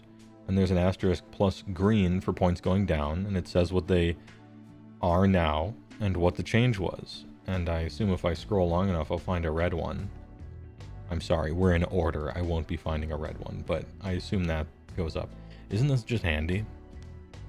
Nice little quality of life for me looking over this thing.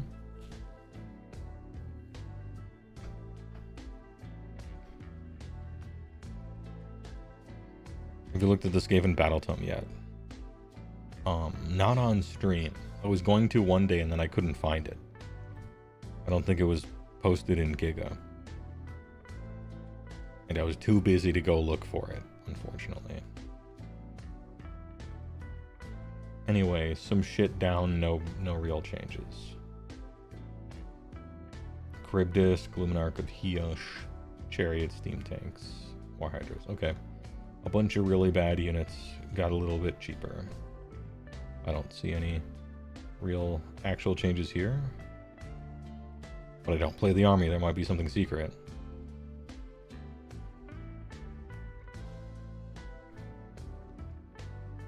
Daughter's Cane, Bloodwrack Shrine down. Cthulhu down to 170. The Foot Hero. Avatar of Cain 160. Good work, keep going. Life Takers down 10. Sisters of Ash Laughter down 10, and Witch Elves. Alright. Nothing too big here.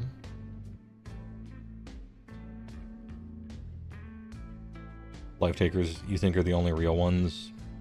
Because they're you're kind of just looking for the cheapest thing that can deep strike.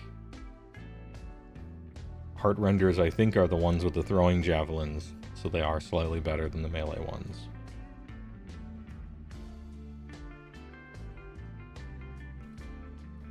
But really what you're looking for is just the cheapest victory point farmer. Good work. Fire Slayers, a lot of green. Flame Keeper. The Rune Smiter one, which I didn't think was that great, is down. Rune Sun, which I didn't think was great, is down. Battlesmith, down to 100. Doomseeker down to 90. And Grimhold Exile. I can't remember what the Exile did, actually. Besides cost an entire ass drop.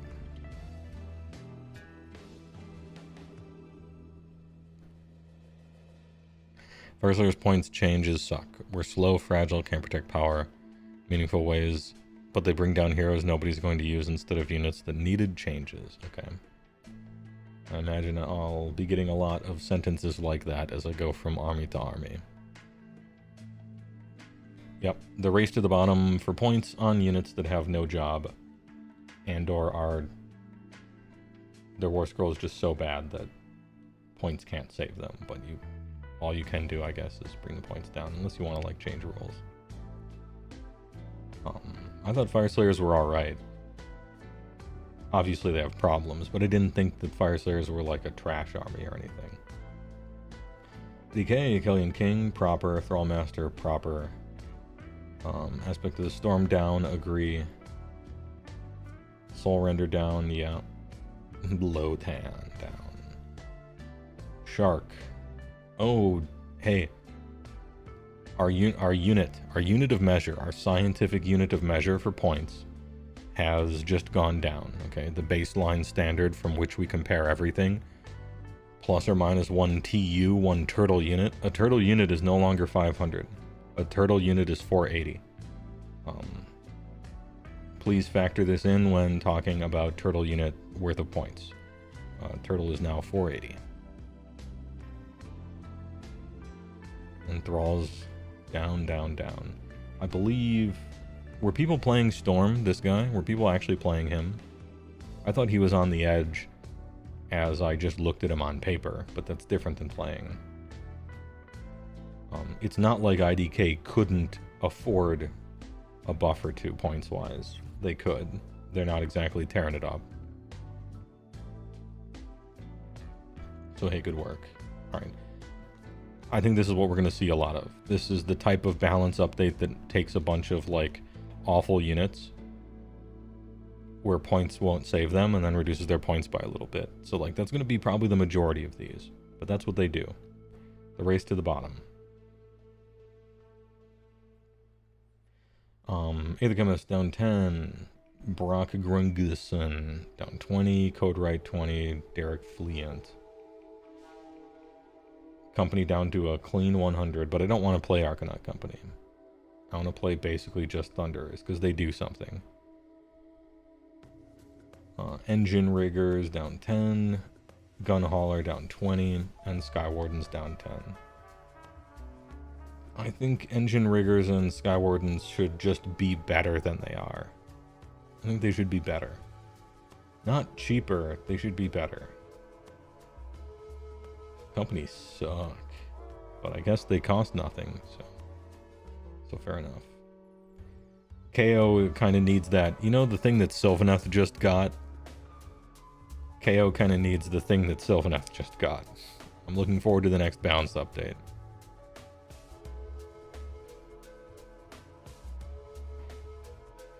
Lumineth Realm Lords. Hey, we got some red on this one. The turtle is now 0.96 TU. I guess that depends. Yeah. What do we consider a turtle unit? Is it 500 or is it whatever a turtle costs? Is it a sliding scale? That might be a philosophical question.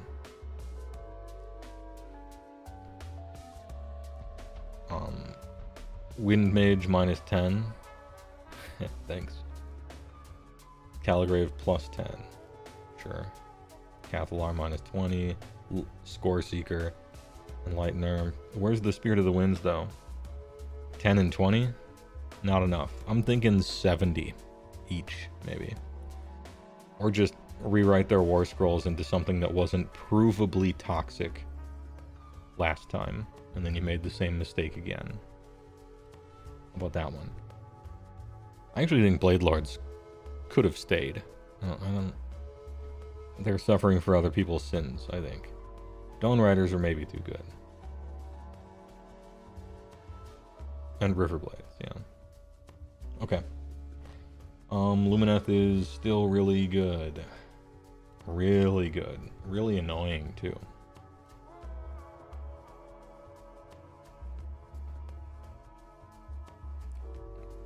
You think that it should be whatever the turtle costs at any one moment. It's a floating measure that absorbs changes in the market.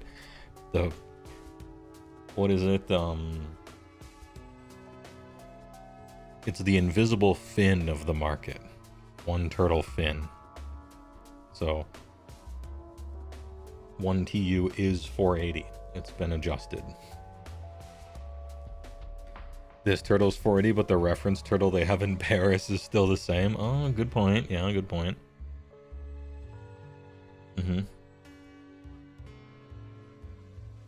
Lord Croak down 30. Yeah, I don't think he's very good. Riperdactyl Chief. Source Old Blood, who? Agrodon plus 10. I mean, I thought it was fine. Skink Starseer plus 10. Some Stegas. Agrodon Lancers plus 10. Am I crazy in thinking that they were fine? Like, they're good, but I suppose 220 is a nice round number. Slam. 280. Marked safe.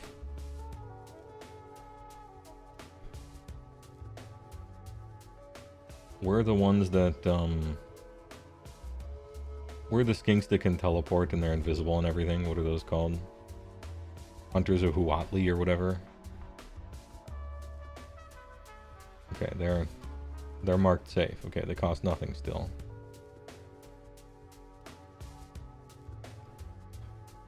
A lot of other down stuff. Spawn of Choke Tech. Minus 20.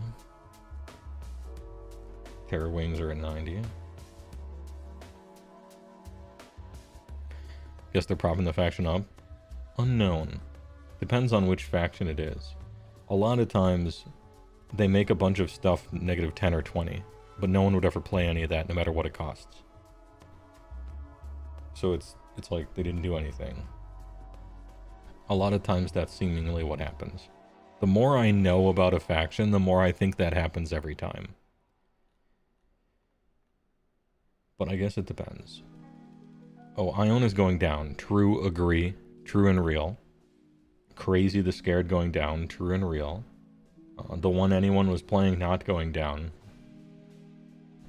I guess they were playing that. Kron Diaz. Man, 540 versus 480. Big diff now. Big differentials.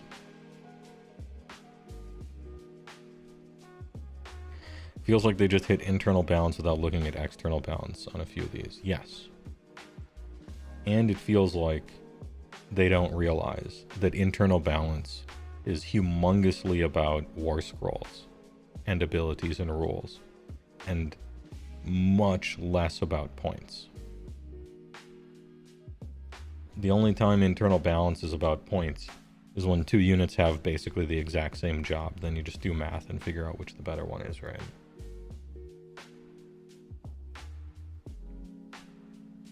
Lord Imperatant down, sure. Terminus, sure. Lord Vigilant, Ungriff Stalker. Neve down, cool. And her whole deal. Interesting. Vandus Hammerhand down 20. Annihilator is good, yeah. Concussors down a decent chunk. Fulminators stay. Pesters are the cheapest ones now. Concussors are kind of good. Libs down. Libs down. Oh, Reclusion's down. Nice. Cool. And they got kind of slightly buffed in a certain way. At least against Unleash Hell. The dragons are cheaper. I agree. Vigilers were already, I think, the choice. But that's fine because I could see Stormcast getting a buff, actually. Dragons are 10 points away from good. I agree. I'll say that every time, though, in an effort to get them lower. Sylvaneth just got a ton of like rules-related changes, which are the big deal there. Mr. Auto-Include Man went up 20. Thing that used to be played a lot went down 20 in previous editions. Write you down 20. Yeah, her problem is a War Scroll one.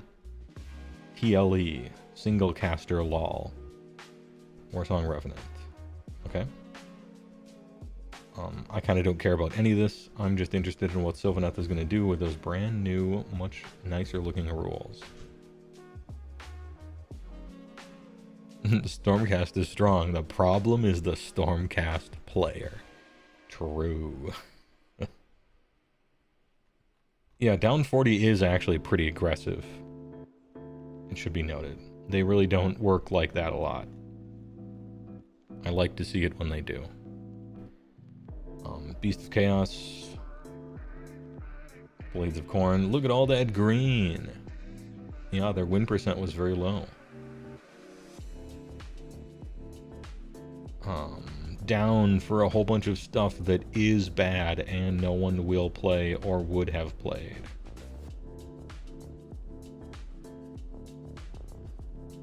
Oh, Wrathmongers, though.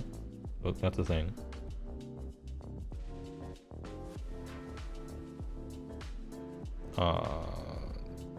Unfortunately, Claws of Karanak. Kinda playable, this one. Okay. Yeah, a bunch of shit that sucks going down to make it look like there's big changes to Khorne, but there really aren't. Yeah, alright. Scarbrand minus 20, let's go. Good work.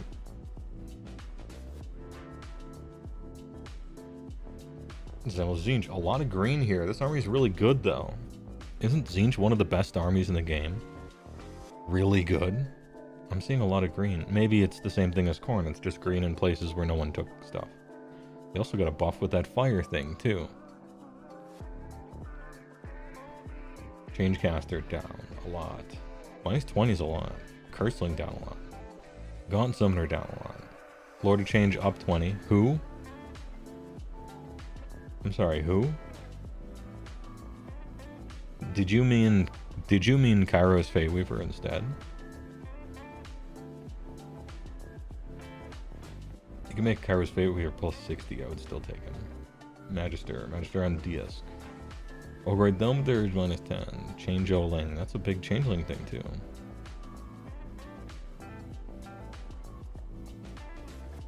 Blue Horrors and Brimstone Horrors plus 10. Jade Kyric Pink. Alright. Yeah, those are meaningful, right? Pink Horrors up is meaningful. Blue and Brimstone Horrors up is meaningful. Lord of Change, despite my memeing, is meaningful. Obviously Kairos is the real threat, but I mean, you probably still take this guy as well, right? So, alright, and then a bunch of green that kind of doesn't matter, but is like neat, some of it, and a little surprising on some of the other stuff. Yeah, annoying ass units. Manzel Slanesh. Yeah, I don't know why Contorted was so expensive. I agree minus 20. I agree minus 30 here, minus 30 there. Bliss Barb plus 10. If you don't want to play Bliss Barb, stop writing their rules so that they have to play Bliss Barbs. They're doing what you told them to do. They have no choice. And Seekers are up too. And then some shit.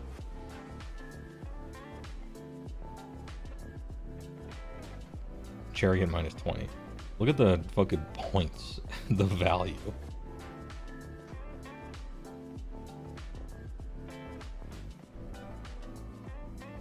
Skyfire's escape, but changes to covering fire might be enough. Perhaps. They did, like, kind of get a buff, sort of, in that the free candy they're forced to give to their opponents sometimes doesn't work now. But, I don't know, like, Slanesh has good war scrolls and good points. Just because their battle trait sucks, doesn't mean the army has to suck. Seems like a potential victory point guy. Nurgle, bunch of green for the green army. Blowab, Spume, Harbinger of Decay. Is this the guy who looks awesome but his rules like are really bad? I don't want to exactly check the tapes on that guy. Lord of Blights, Lord of Plagues, Murdernex Twiceborn, Orgoth's Daemon Spew, Poxbringer, interesting. Poxbringer had the good ability that got changed, but it only works on demons. Rodigus minus 20, good. The Glotkin minus 20, good.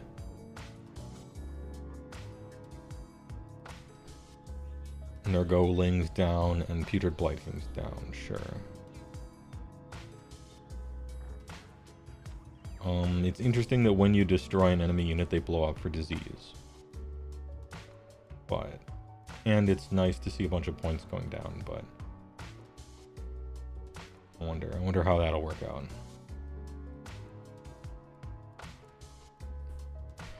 Proud target, change also buffs Nurgle a lot.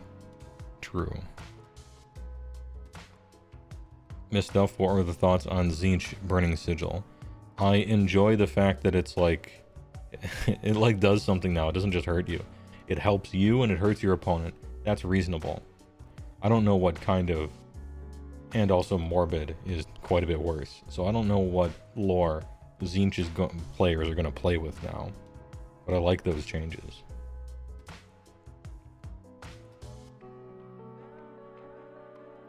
Skaven. Guys who do nothing go down. Who's that new guy? He should go down. Kritok Foulblade. 220 is too much for him. Are these just the book points? Clan Rats 150, Plague Claw 140. This might just be the book points. I think Vizix is too expensive. It is? Okay. Well, let's talk about it. Kritok 220, I'm thinking 180 at most. Gracier on Screaming Bell down. Plague Priest on Plague Furnace down. Thankful down. All the Vermin Lords are something like 40 too much. Vizix Scour is too expensive for how killy he is. It depends. If his ability is written correctly, so that you really do get, you know, 2 prayers, then I would like to see him at 400.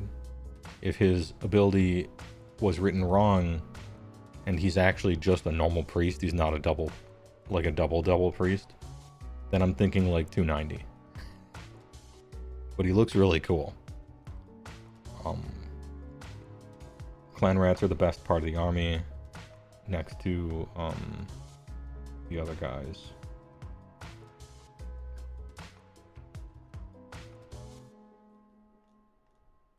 We're at Ogres 150. I like them a little down. Warp Lightning Cannon being 160, sure. Warp Blaster, probably put it the same. Storm Fiend should go way down. Storm Vermin should be rewritten. There's almost no points where I would want them, ever. Warp Grinder too expensive.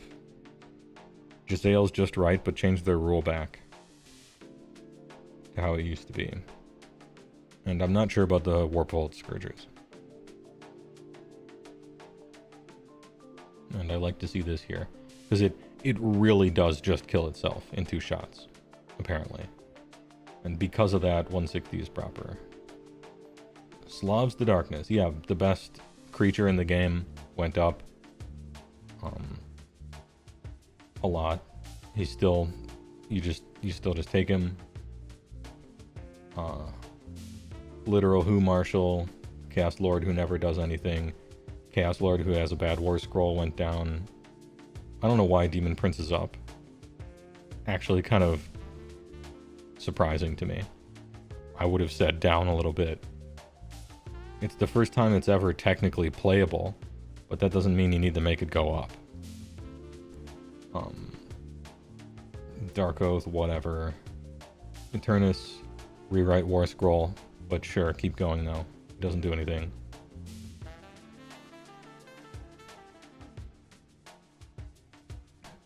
Chaos Chosen should not go up.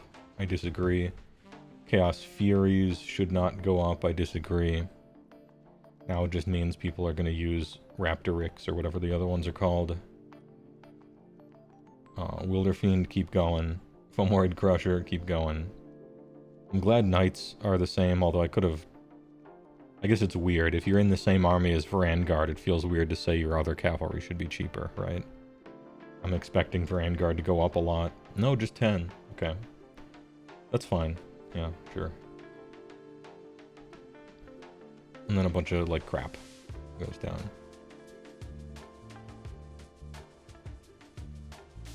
Yeah, Vanguard got a slap on the wrist for sure. It kind of made out like bandits on this one. I think it's fine, though. At the end of the day, Slaves to Darkness, besides Be'lakor, plays a pretty fair game. Except for Be'lakor. So I'm fine with them having, like, efficient, strong units. That's what they're supposed to be about. I think Chosen, this is wrong though. Because Chosen are very fair and square. Considering what they're about. So I disagree with them going up.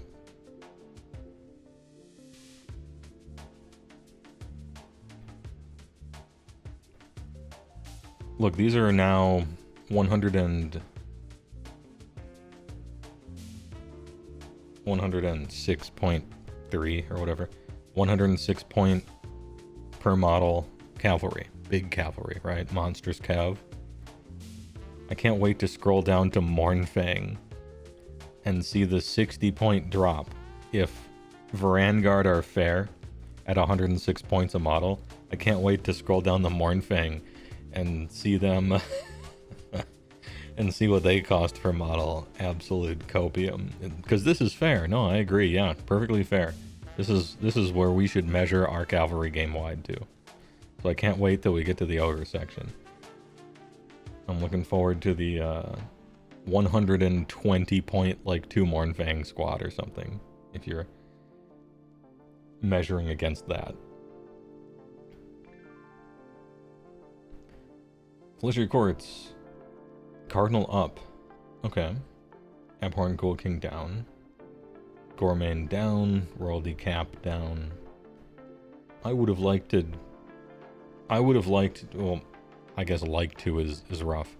I would admit defeat. Just become defeated. And put Usharan at 430 or something. Just be like, fine. I admit defeat. You'll just always play with him. And this army sucks right now, so we'll just make him cheaper. Which essentially makes your army cheaper. Yeah, all these other guys are trash, obviously. Terrorize Zombie Dragon down, yeah, keep going. And that's it. Oh, that's it, okay, fine. I have half a mind to make Usharan just straight 400 and be like, fuck it.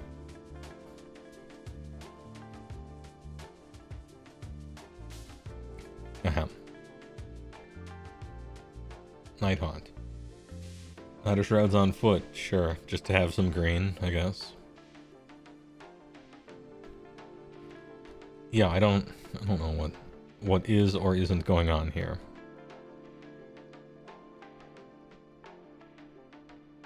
Lady Olinders, same points. Reikenor up 10.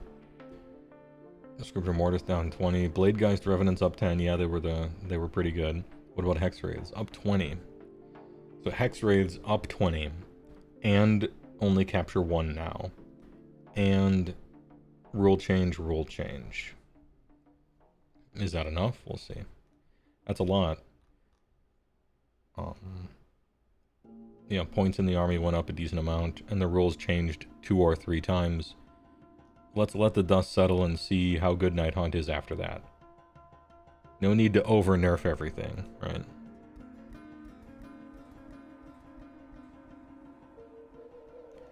They are still amazing.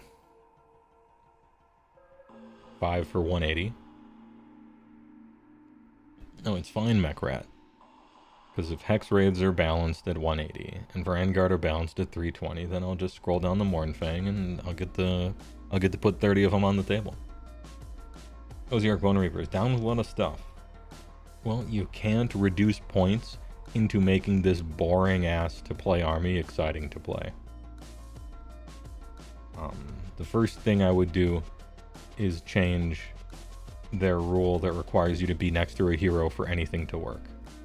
The whole point of OBR, the whole fucking point of OBR, when it came out, and in the edition following when it came out, was that it was the one army that did not need to hero babysit every fucking thing.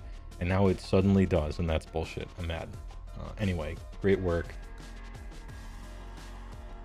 Some stuff went down, good work. I actually like Vok Morshan, so down 20 is kind of cool for that guy. Mortek Crawler down is cool, like to see it. Mortek Guard as well. Necropolis Stalkers down 10, you're going to have to do a lot more work on that. Their damage characteristic is 1, and so they are bad.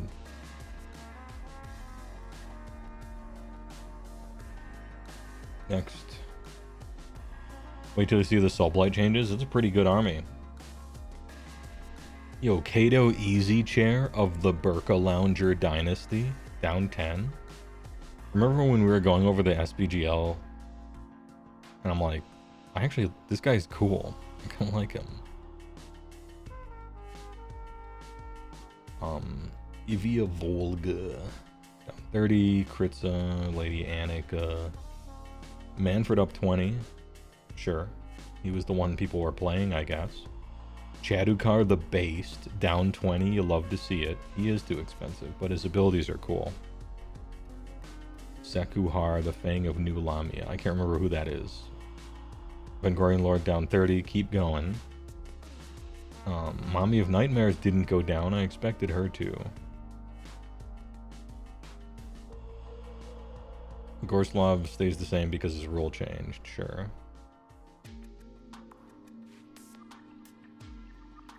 And then White Kings went down because they're bad. The Emperor Lord on Zombie Dragon stayed the same. Prince Longdong stayed the same. Oh, I'm sorry. Targilius was the one whose rules changed. Pardon me. True Blades, I can't remember who they are. Black Knights up 20. These were kind of hidden heat, right? Because they were like Crypt Mortal Cav guys you could bring back to life. Surprising. Fellbats up 10. Why? Fuck you. I want my victory point, guys. Graveguard up 10. Disagree. And then some shit. Okay. So zombies and skeletons, they're fine. Blood Knights 230. Okay. Black Knights up 10. Probably. Oh, you found out about that, did you? I mean, it's not like you switch off of Fellbats. You're not Slaves to Darkness, so you don't have two possibilities to just hot swap to one when one goes up. Soulblade players kind of got away with it. He kind of got away with it. Unless you were big into the Black Knight plan. Hey, alright.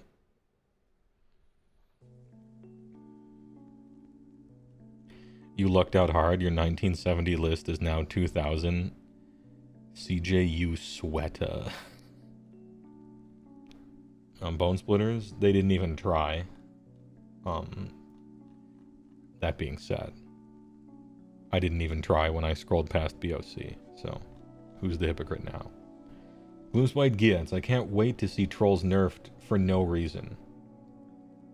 Yep. Fellwater Trogs up 10, Rock Guts up 20, disagree. Tugboat, the Tugboat King. Scragrot, the Loon King up 10. Yeah, I disagree with all this.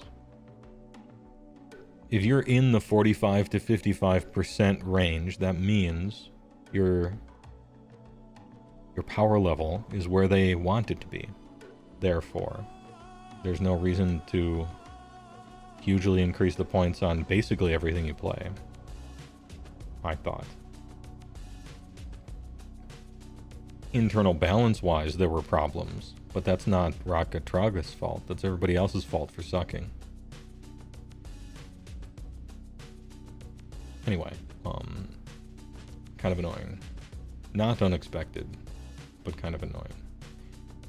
If you're not trying to play Troggoths, Kragnos in a Gloomspite list is looking really good at minus 100. You know? It would be nice to have one big monster that can fuck people up in a non-troll kits list. And that's Kragnos. He's back on the table. They weren't a fan of 18 troll lists. Hey, look. People only did that because they forced them to. I guess, and now they're trying not to have them do that, right? A bunch of shit went down. Yo, shooters down. Let's go, shooters. And the Splat Masters. Oh, did the... Wait, where's Gabapalooza? Are we... Gabapalooza marked safe. You love to see it.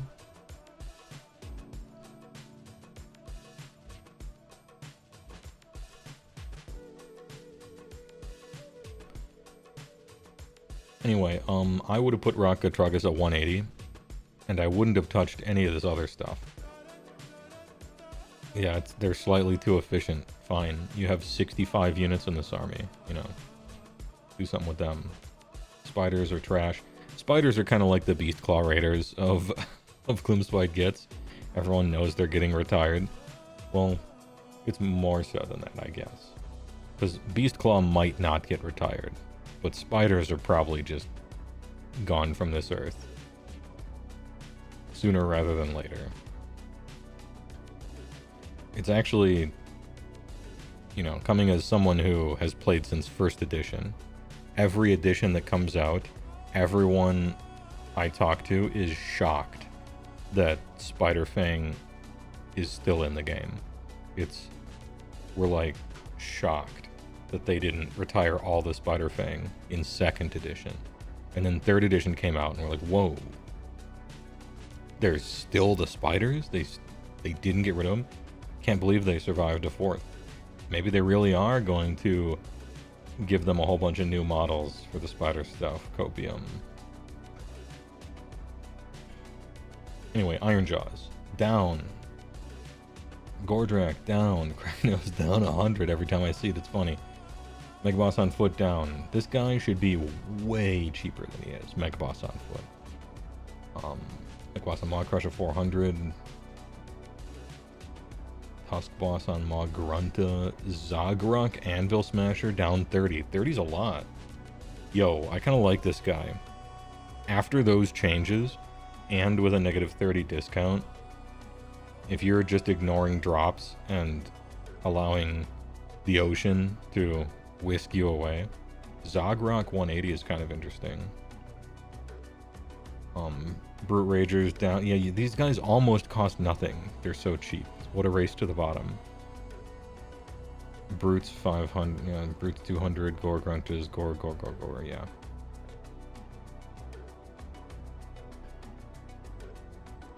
I think getting rid of a faction would have given you a bunch more, like, high graph amount of time and effort for people to spend writing the rules of orc stuff.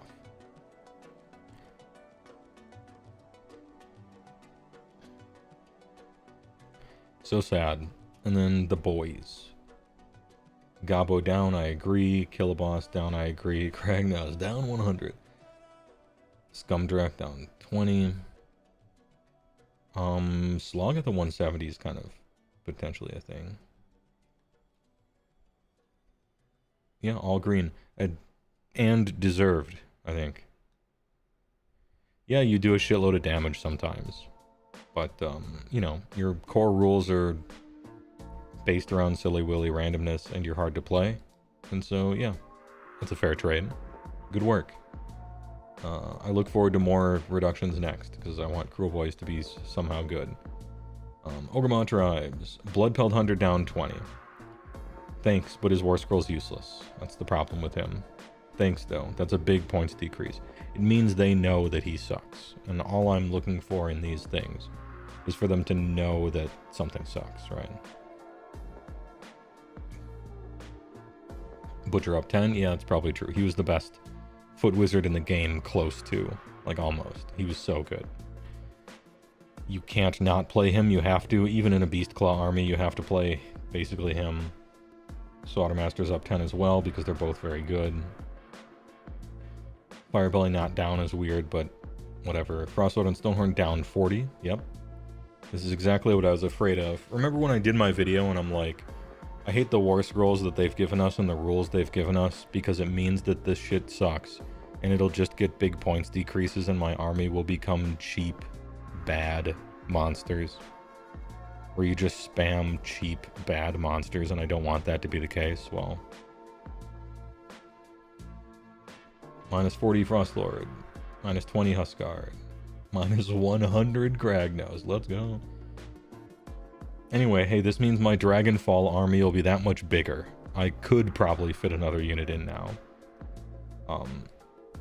The cool thing here, the level of copium I'm at, you cannot be believed, okay? Let me tell you this. This is how hard I'm coping, okay? I am judging the amount of points decreases for units that still aren't good. And I'm like, man, -40. That means they know that guy isn't good. And I'm taking solace in that. And same with this guy. It's funny that the Thunder Tusks didn't go down. They're so fucking bad. They didn't even... Yeah, sure. They didn't even try. Fine. I don't care. I wasn't gonna play any anyway. You know it. I know it. They're like, fuck it. You aren't playing them at 300. You're not playing it at 260. Who cares? Sure. Good work. Scrap launcher down. Okay. Weird. Iron blaster down. Keep going. Keep going. You made it a lot worse this edition. At 200, I think it's unplayable. If that's a key. Man-eaters down. Sure. Mornfang stayed the same. Mornfang stayed the same. I disagree. 30. Plus 30 on Gluttons. Gluttons plus 30, huh? Vanguard 10, Gluttons 30. Alright. Damn. Because if we all remember, Ogres are in the green zone right now, 45 to 55, right? So, they're in the proper win rate zone. But this, this is explosive. Plus 30 on the guy we spam. 30 is a lot on the unit that we play like 20 of. Hey, alright. Glutton's more expensive than Iron Guts. Also, same save now.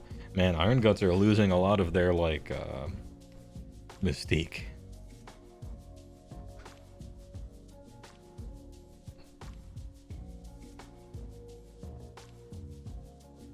And then Stonehorn Beast Rider's down. That's actually a thing.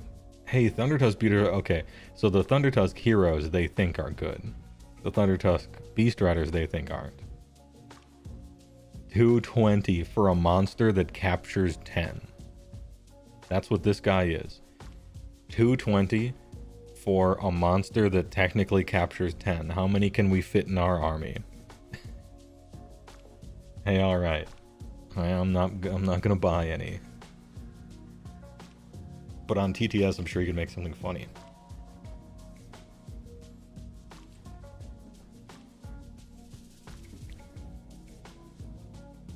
Anyway, this is funny. All of this is funny and sad. Apologies, Gutbuster players. You're only ever allowed to have fun for a month or two. We can't be having a destruction army at the top of the safe zone, but still within the safe zone. That's not okay. It has to be lower middle of the pack. By law. Hey, alright. 320 Frostlord on Stonehorn. How many Frostlords on Stonecorn?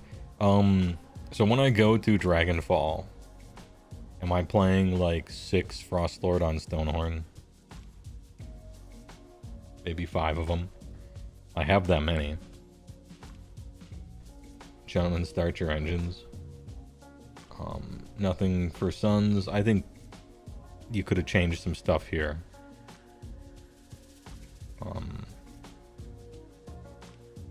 King Broad, 500 exactly. Army fixed. I would fix the whole army. If King Broad was exactly 500, you'd fix it. And by fixed, I mean Gatebreaker and King Broad are the only fun things in the whole army. Everything else is not fun and stupid. Good try, though. And that's it. We're done. We got Regiments of Renown. We got Warhammer Legends. It actually goes on for a long time. And then it talks about the other stuff, which we've already done. Yeah, Suns is a weird army for points changes, because they are super breakpoint dependent. You are correct. What it means is, generally, for Suns, because they do want you to be able to play 4 guys, the army. It means that, for the most part, you have to make all the guys balanced against each other, and the points kind of don't matter unless they're over 500, right? Yo, Twitch gifted subs? Hold on. We added 1 gift sub and a bonus gift sub. Relaxing. Kind of invigorating. Oh. Everybody doesn't appreciate it like we connoisseurs do. What a connoisseur. Yo, Twitch just gifted me subs. Cool September fun bonus thing. Isn't that neat? They're doing a special Gamba. You rolled a hot. You got 2 of them. CG Buster, thanks for the 5 tier 1 gifts. And thanks Twitch for the 2. Appreciate it. I can't remember what I was talking about anymore, but that was a neat... That's fun. What a fun thing Twitch did. They have random extra subs today. That's fun.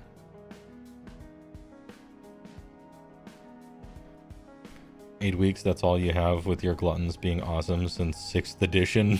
Fuck. Yeah, sorry. It's against the law. You're not an elf. Kinda hope they just reduce some points in rats. And then they seem super sick. Also revert the Giselle change. I agree that the Giselle change should be reverted.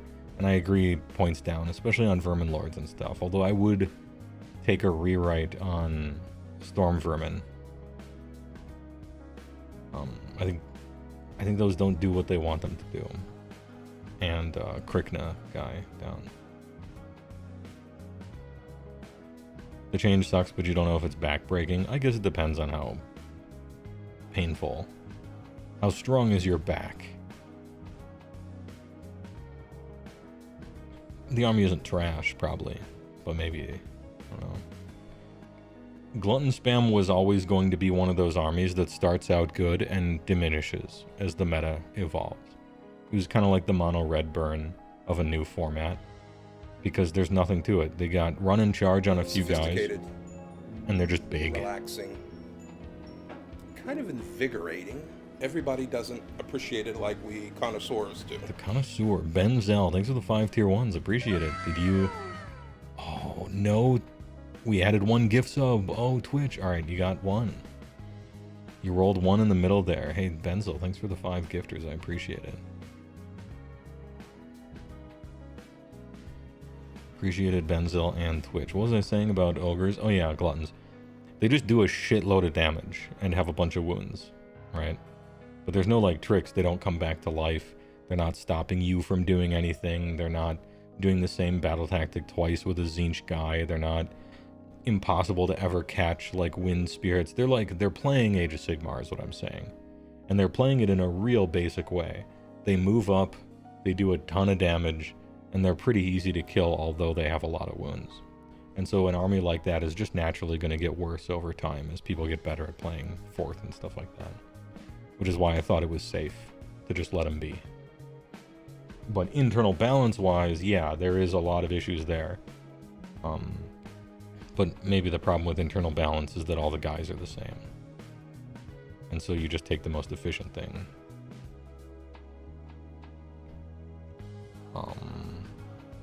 A Frostlord at, what is it, 320? That's pretty cheap, man. I don't think the Frostlord on Stonehorn is any good this edition. But 320 is pretty cheap. Like, that's very inexpensive. I don't think he's that good, but he's not that expensive. Plus, you're kind of looking for a generic hero guy who can take anything in his regiment as well. Iron Blaster is only a few points away from being considered, you know, maybe 180 or something. Army's not dead. You got some legitimate army building to do, I think. Twitch snipe. What did Spear going passive do? Nothing. Spear doesn't do anything. It's resolved in a slightly different way, but it's... The ability is essentially like... It just doesn't have really an effect. Sometimes when he's fighting certain types of things and he deals damage with it and doesn't kill it, it has -1 attacks for the rest of that turn or something like that. It's some nothing burger ability that never that never really happens and doesn't do anything. Like, your current list has to drop a unit of Gluttons. If you drop the Tyrant too, you can get the Frost Lord. You know, it's hot swap around. I'm gonna have to look into it in more detail later. The fact that Tyrant didn't drop at least 60 is a crime. I agree, yeah. Tyrant still costs more than Butcher, which is nuts. In general, I don't know if this is like an inflammatory statement, but as long as Tyrant costs 180 and Butcher, after the increase, costs 150, as long as Butcher costs less than Tyrant, the points in this game don't make any sense and have no representation of reality. Like, what are points even supposed to mean if Tyrant costs more than Butcher? It's kind of like my point. What even are points? We've lost our way. At one point they represented something and they kind of don't anymore. As long as this is true. Ogre seems to be heading towards the mixed arms where monsters standing in for cavalry. I think so. I don't mind an army like that. That's a neat idea. I think when they get refreshed and copium they will instead of getting canned. I think it'll be, you know, they're going to smash them together, come up with a brand new AoSified, for the most part, new style and theme and a bit of new lore and stuff, and it's going to be like a not so split down the middle, which I don't mind. I just want them to look cool and be fun, right? That's all I ask. Anyway, I wish I could talk longer, but this is going to be a short show because I'm in crunch time. I didn't stream Thursday because I'm in crunch time. And I wasn't going to stream today, but then they dropped a massive battle profile update. And so I had to go through it. Apologies for rushing a little bit. But anyway, thanks for watching. Please enjoy a podcast that I was on Wednesday with Pleasant Kenobi coming out probably in 2 weeks. It was supposed to be a podcast where he talked to me about something, but instead, it's all over the fucking place and he's having a hard time marketing it. Which is, that's me. I'm hard to market. Apologies. Can you upload the YouTube streams with higher audio? I don't update them. If I'm SG Arcade, my editor is the person who does HeyWoah Plus. So he's the one who does all the VOD content. I'll tell him to turn it up, I guess.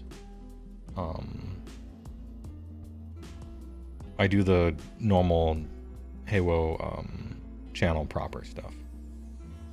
Buy loudspeakers, I guess. Have fun at Dragonfall. Yeah, I'm going to build an army list for it at some point once I'm done. Hopefully I'll be finished with this project by Monday. If I'm not, I'll be sued. Because I promised to be. Hey, what do you think it might be for a sense of verisimilitude that the Tyrant is more expensive than the Butcher? He must be expensive because he's the leader and the Butchers are just spiritual guides. That is even more a reason why they failed at their job. Yeah. The Tyrant should be more expensive than the Butcher because he's the leader. So he should be worth his points though, right? And so writing the War Scroll for him was a failure then. Because you have to earn your points. Yeah, so it means they did a bad job with him. I don't know how they do it, if it's from the ground up or the top down or whatever, but yeah. Maybe their target was that he should be worth 180. Maybe that was their target because he should... Okay. They didn't hit that. Pleasant Kenobi is an interesting individual. Yeah, I don't know too much about him. I noticed Vince was on a few weeks ago talking about something. He posts on Twitter a lot. Look, no offense, I don't watch a lot of AoS content stuff. I just don't have time for it. But I think he does like Magic and 40k. He's mostly Magic and 40k. And I know plenty about Magic, so, you know, fair enough. Main issue with audio is having the stream at a comfortable volume means the ads are auditory assault. Oh, the Twitch ads. I didn't even think about that, Pyre. I don't know how loud Twitch places its own ads over top. Yeah. Alright, well then maybe my entire stream should just be louder for audio balance when Twitch has an advertisement, or when YouTube has an advertisement. I didn't consider that. Man, that's intrusive for their ads to be so out of sync audio-wise. Yeah, YouTube, same difference, though. No, Whiskey Lima, I think that's right. I think they're correct to want Tyrant to be more expensive than Busher, because he is the leader. But, at the end of the day, they should, like, do that. Make it make sense, you know. YouTube is an asshole with ad volume. I wouldn't know. HeyWoah Plus, aka SJ Arcade. I wouldn't know. Do not suffer an advertisement to be watched. Anyway, thanks for watching. I apologize, but I gotta escape from here and go back into the working cave. But overall thoughts on these changes. The points changes are mostly whatever and kind of do nothing. It's a bunch of units with bad war scrolls that cannot be fixed with points, getting tiny points decreases that won't change anything. You're kind of wasting your own time. Some of the points changes are alright. A few of them might even matter. It's mostly whatever. I appreciate that they rewrote a bunch of Sylvaneth. That looks good. I appreciate that they didn't destroy Nighthaunt. It just looks like they're trying to balance them. Cool. I appreciate that Ironjaws had the fun thing that was kind of neat. I don't know if it's enough, but whatever. You got a lot of work ahead of you. I appreciate you doing some of it. Manifestation change was a light touch as well. I appreciate all that. Good work. Keep doing it. Keep iterating on it. A lot of this stuff can't be fixed with points, and doesn't seem like it was tested at all. And a lot of these armies were in the 45 to 55% zone and just got worse for no reason, seemingly. I don't know why you would nerf an army that is inside your win percent zone unless it's problematic in a non-win percent way, which could very well be the case, but tell me about it if it was. Kind of good work. Looking forward to more of it. A lot more of it needs to happen. First two battle tomes suck. Alright. Some of us were below it and got nerfed. Some of you were above it and got buffed. Anyway, thanks for watching. I gotta go. I gotta work. I'll see you Monday, perhaps. Or I'll be in prison.